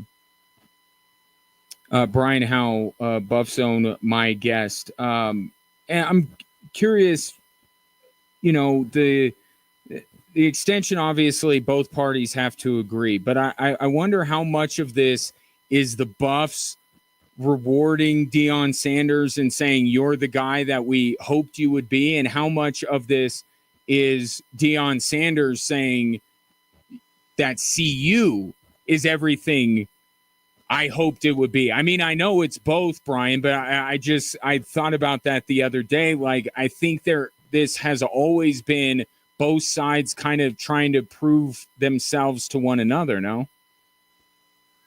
Yeah, I think so. I think it's more so CU trying to reward him and keep him than it is from Deion's side. I mean, I do believe Deion when he says that he enjoys being in Boulder, he enjoys being at CU. But you can enjoy that a lot more at $10 million a year than at $5.5 or $6 million a year. So I think that it's more so on the CU side, trying to make sure they can keep him. Mm-hmm.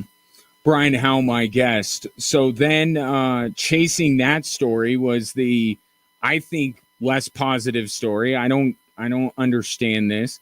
Deion Sanders threw out the idea of having another team for like a joint spring game kind of. Syracuse popped up, said, we're down. And the NCAA said no. Why? Yeah, I think it's more the timing of it. That it's coming up so quickly, and it'd be trying to put that together in 3 weeks and changing a pretty big rule that that two teams are trying to change and not the entire country. And I think that's why.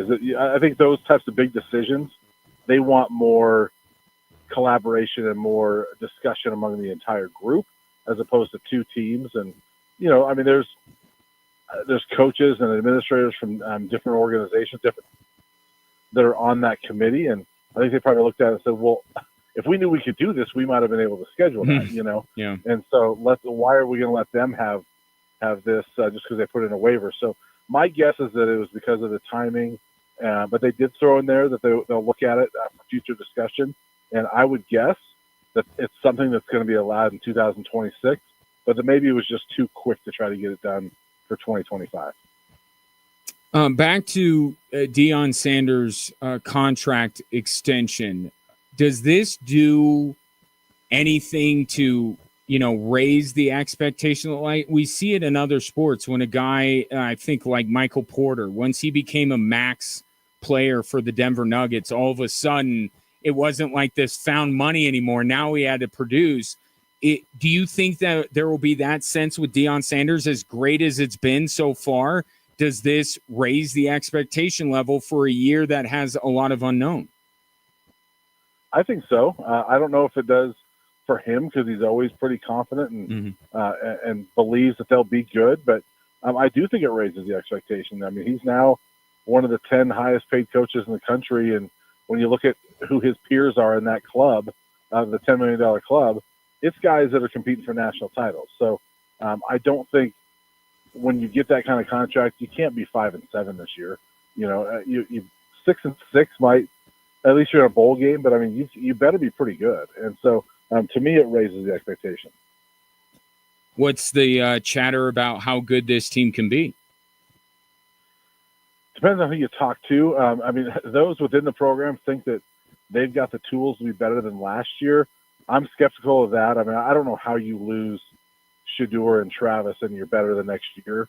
That just doesn't compute to me. But I think that they've got pieces there. And the Big 12 is frankly not the powerhouse conference. It's not the SEC.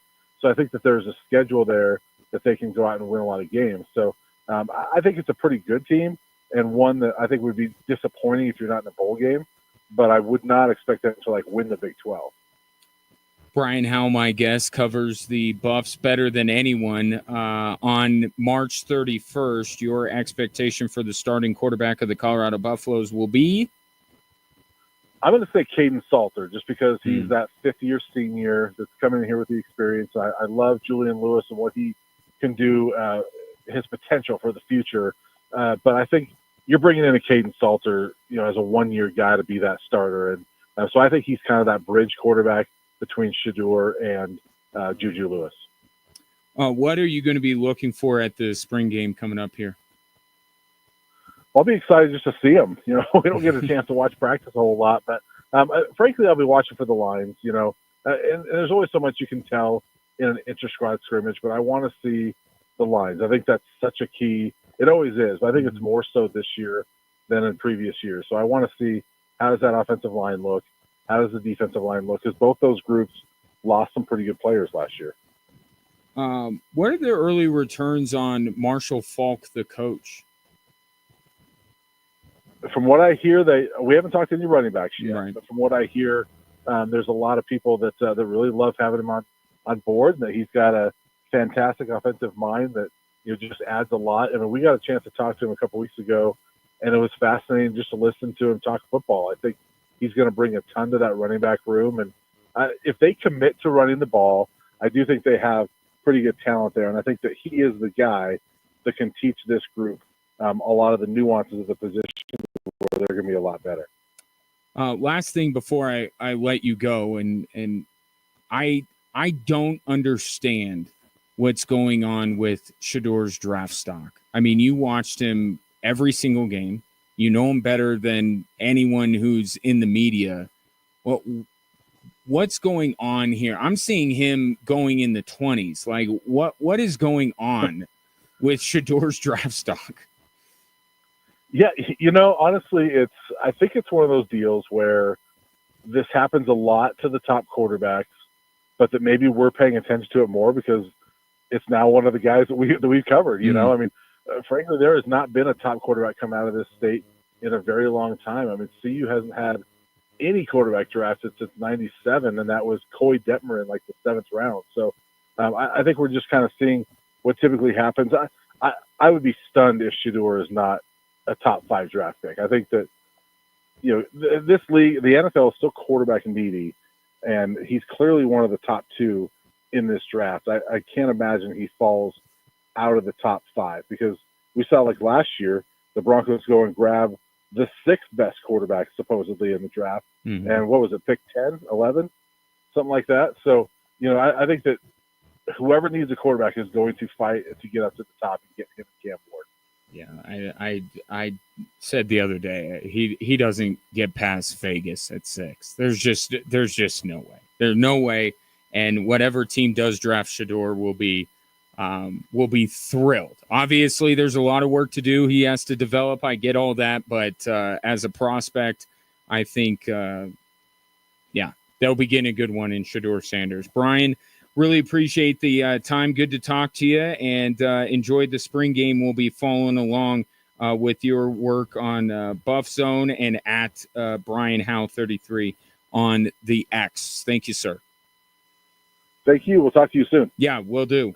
Brian Howe, Boulder Daily Camera, BuffZone.com, does just the best job. And I know, friend of the program, obviously I'm a little bit biased, but yeah, does a great job. And hadn't talked to him for a long time. So good to catch up. Still think the spring game thing, they should just let him do it, but whatever. On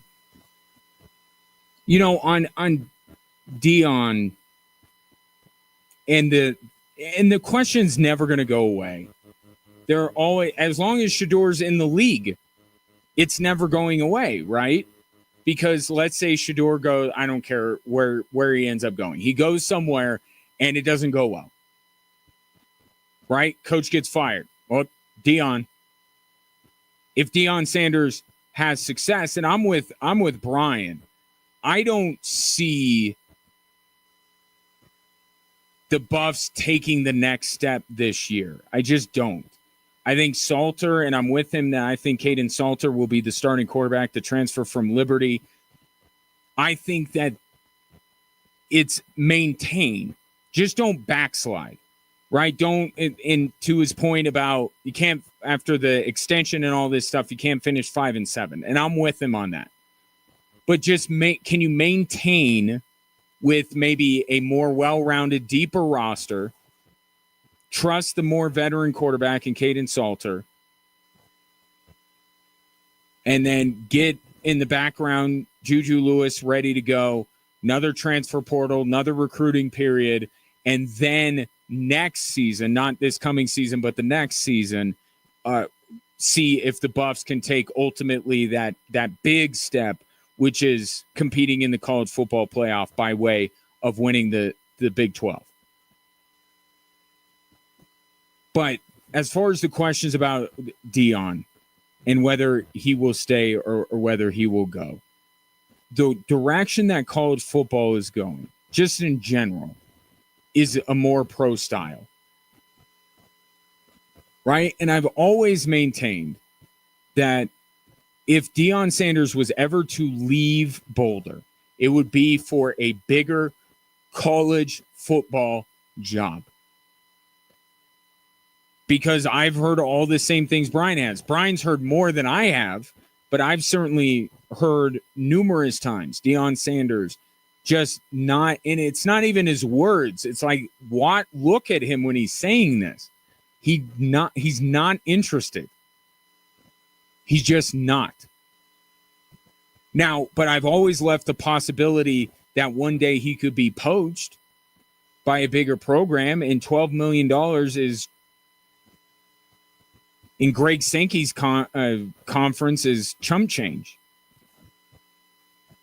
So that possibility is never going to go away. But the way that college football is moving, and if we're going to this super league, more NFL-like, then if there's any aspect of college football that Deion Sanders wishes were more like the NFL, pretty soon college football is going to bridge that gap. They're becoming more like the NFL every day. And if they become too much like the NFL, then I think Deion Sanders walks away. He's got the talk show. and all this kind of stuff, he'll do something else if it gets too much like the NFL. But I think college football has some aspects to it, some little bit NFL-like stuff that I think does appeal to him without being the NFL, which there's so many things.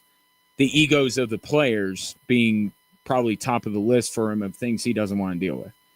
So I've never bought into the NFL stuff. But there's always, and this is the life of CU. It just is. Welcome to modern college football. Welcome, in some ways, to the big time. Welcome to the big time. People like your coach. People think that he'd be better if he was at USC or Auburn or Alabama when Kalen DeBoer gets fired. Like, you have someone that would be coveted. And you constantly have to reaffirm, recommit, and the latest step in that is this contract extension.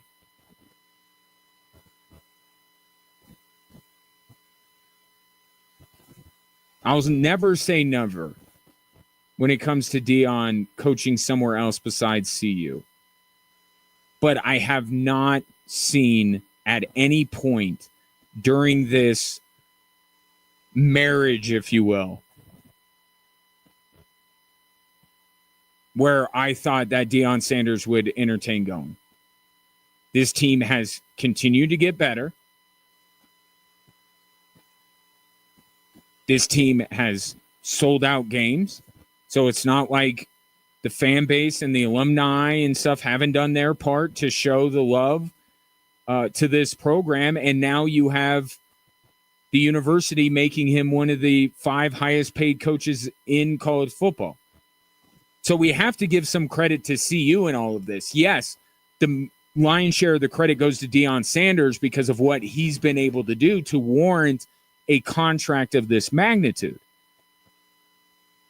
But let's also give credit to Rick George and CU for at every step of the way, and I'm not just talking about the institution or the athletic department. Again, I'm talking about the fan base. I'm talking about the alumni. I'm talking about the donors, the student body. Like, everybody involved in the Colorado community is doing everything they can to show Deion he doesn't need to go anywhere else. So Friday was a great day for both parties because it was, Deion Sanders getting rewarded as he deserves to for the work he has done to take an irrelevant program and bring them to national prominence and be threatening for a Big 12 title.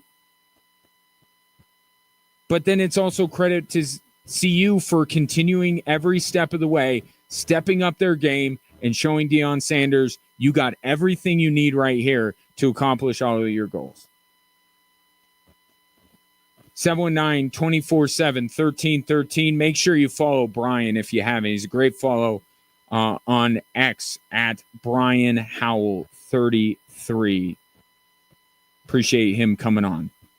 Some thoughts rolling in on DU's success, on the torpedo bat, on the Avs.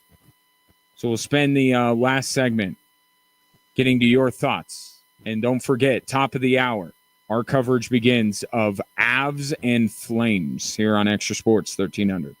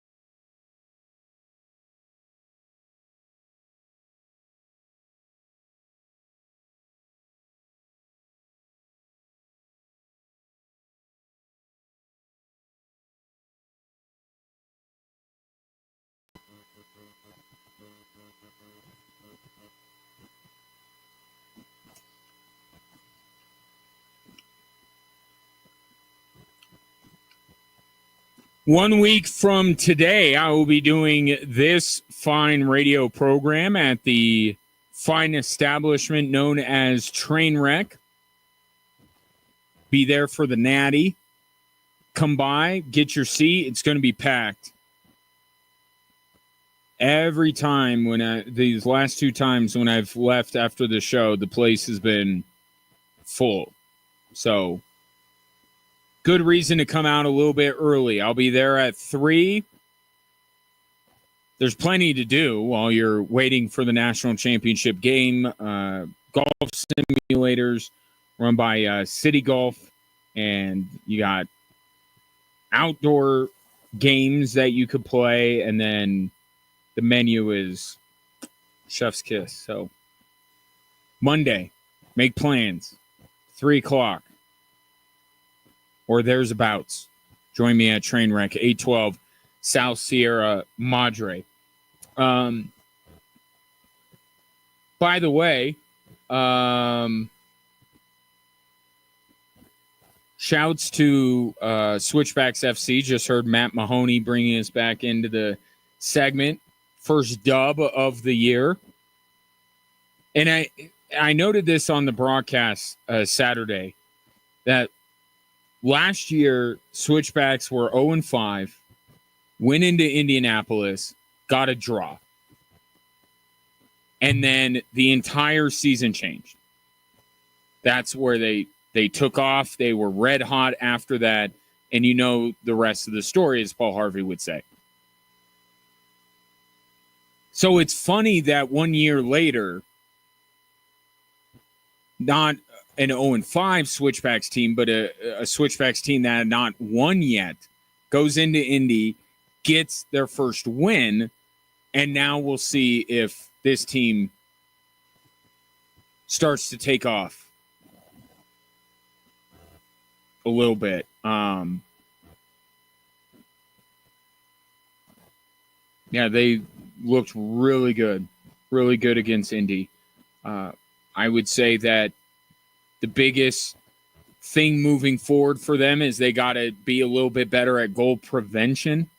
That game got a little bit nervy late because of a goal that probably 9 times out of 10 they don't concede off of a free kick. So got to work on that. I imagine when I talk to James Chambers this week, that'll be the first thing he'll bring up on where his team needs to get better going into the New Mexico contest. But good win by the Switchbacks, the new Marco Micheletto. I mean, is it too early to talk about the Golden Boot for this guy? 3 goals already. Justin Dillon has 3 goals.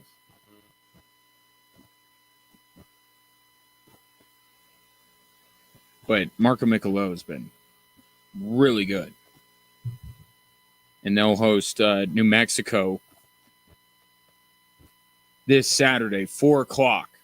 Earlier kickoff than we're used to around these parts. So just make a note of that. Switchbacksfc.com if you want to get those tickets. Let's hit a couple of text messages here. And I knew I was going to get this reaction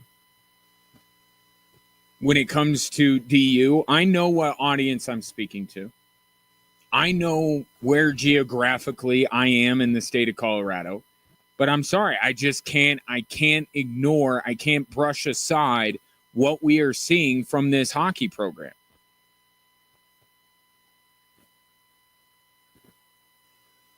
Not to say that anyone listening wishes them success, but the success that they've had,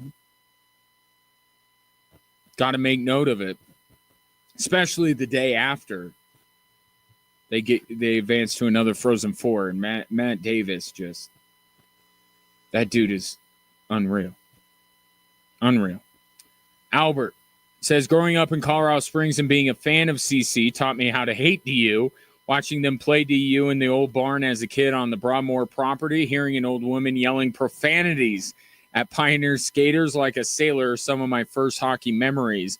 Now with a family connection to the BC hockey team, the DU hatred ranks even to my Buff hatred of Nebraska. At least you have a reason, Albert. It seems like you have many reasons. I get it. They are exactly what Frank Serratori has called them for years. They are the evil empire, and that empire has spread across the country. Now they are that to everyone.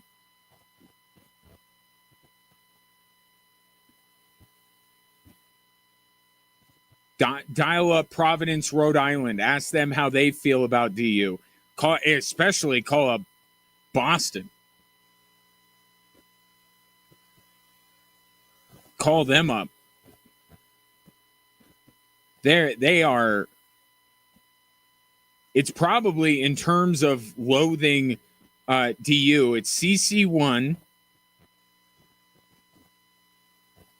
Air Force 2, but Boston College is creeping up. Boston College actually might surpass Air Force if we're being real about it. BC, if they didn't hate them before, they really hate them now.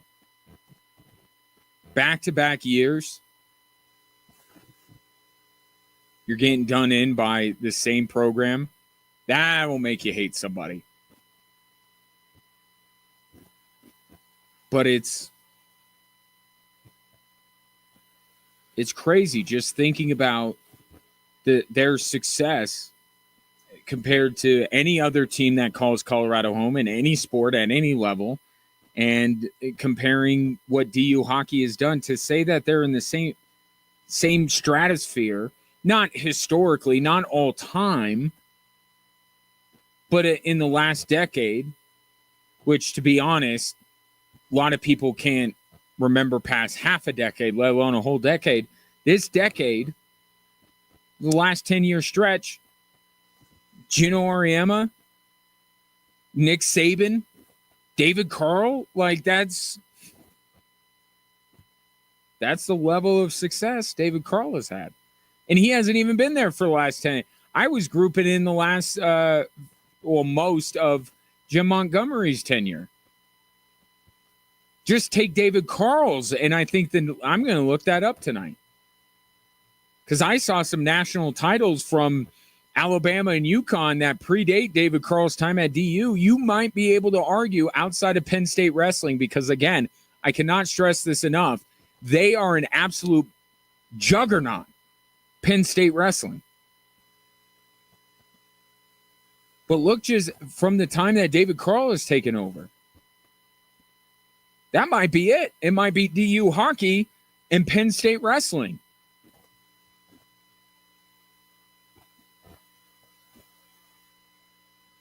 Remarkable. Last word on the torpedo bats will come courtesy of Brett. Brett says, who works harder, hitters or pitchers? This is actually a really good question. Who works harder, hitter or pitchers? Good pitching should beat good hitting 70% of the time. Call me a pure, maybe I'm a purist. But that's what I'm saying. Like, I think what we're talking about here, I think we're talking about the level of success that these players are having in that 30%. That's really what we're talking about with these bats. Again, pitchers will adjust. Pitchers will beat these guys inside. They'll figure it out. Right? What we're talking about is what happens in that 30%. Guys are not going to Ted Williams is not going to be caught this year. We're not going to get a 400 hitter this year. Even with the torpedo bats, we're not going to. So we're just talking about the level of success within that 30%. Are we going to see more home runs hit within that 30% success rate that hitters have against pitchers? I agree with you. I think good pitching should be good hitting. And I think you could take solace in the fact it will continue to be the case. Good pitching will keep beating good hitting, even with the torpedo bat. I think what we're talking about here is that within that 30%, we're getting more home runs. We're getting more great contact. And I don't think that's a bad thing. I would be shocked if we actually see batting averages go way up. It's about doing more damage when you square it up. And I think that 30% success rate was still coming when you squared up the ball. So I don't think it's going to fundamentally alter the game. If I see a few more dingers, I'll be pleased. Not see more of dinger. Not talking about the dinosaur here. More home runs. Don't hate it. Don't think it'll get out of control. We'll leave it there. Good conversation today. Appreciate your patronage and your interaction. My thanks to Brian Howell for dropping by, giving his insight on the latest in the world of Coach Prime. And congratulations to Justin and Nardo, our winners of Switchbacks and Tom Segura tickets. So very productive day. Pat yourself on the back. I don't know what you did at work today, but if listening to this show and interacting with this show is all you did, job well done. Coming up next, right after this break, 3 minutes from now, Avs Flames. Talk to you about it tomorrow at 3.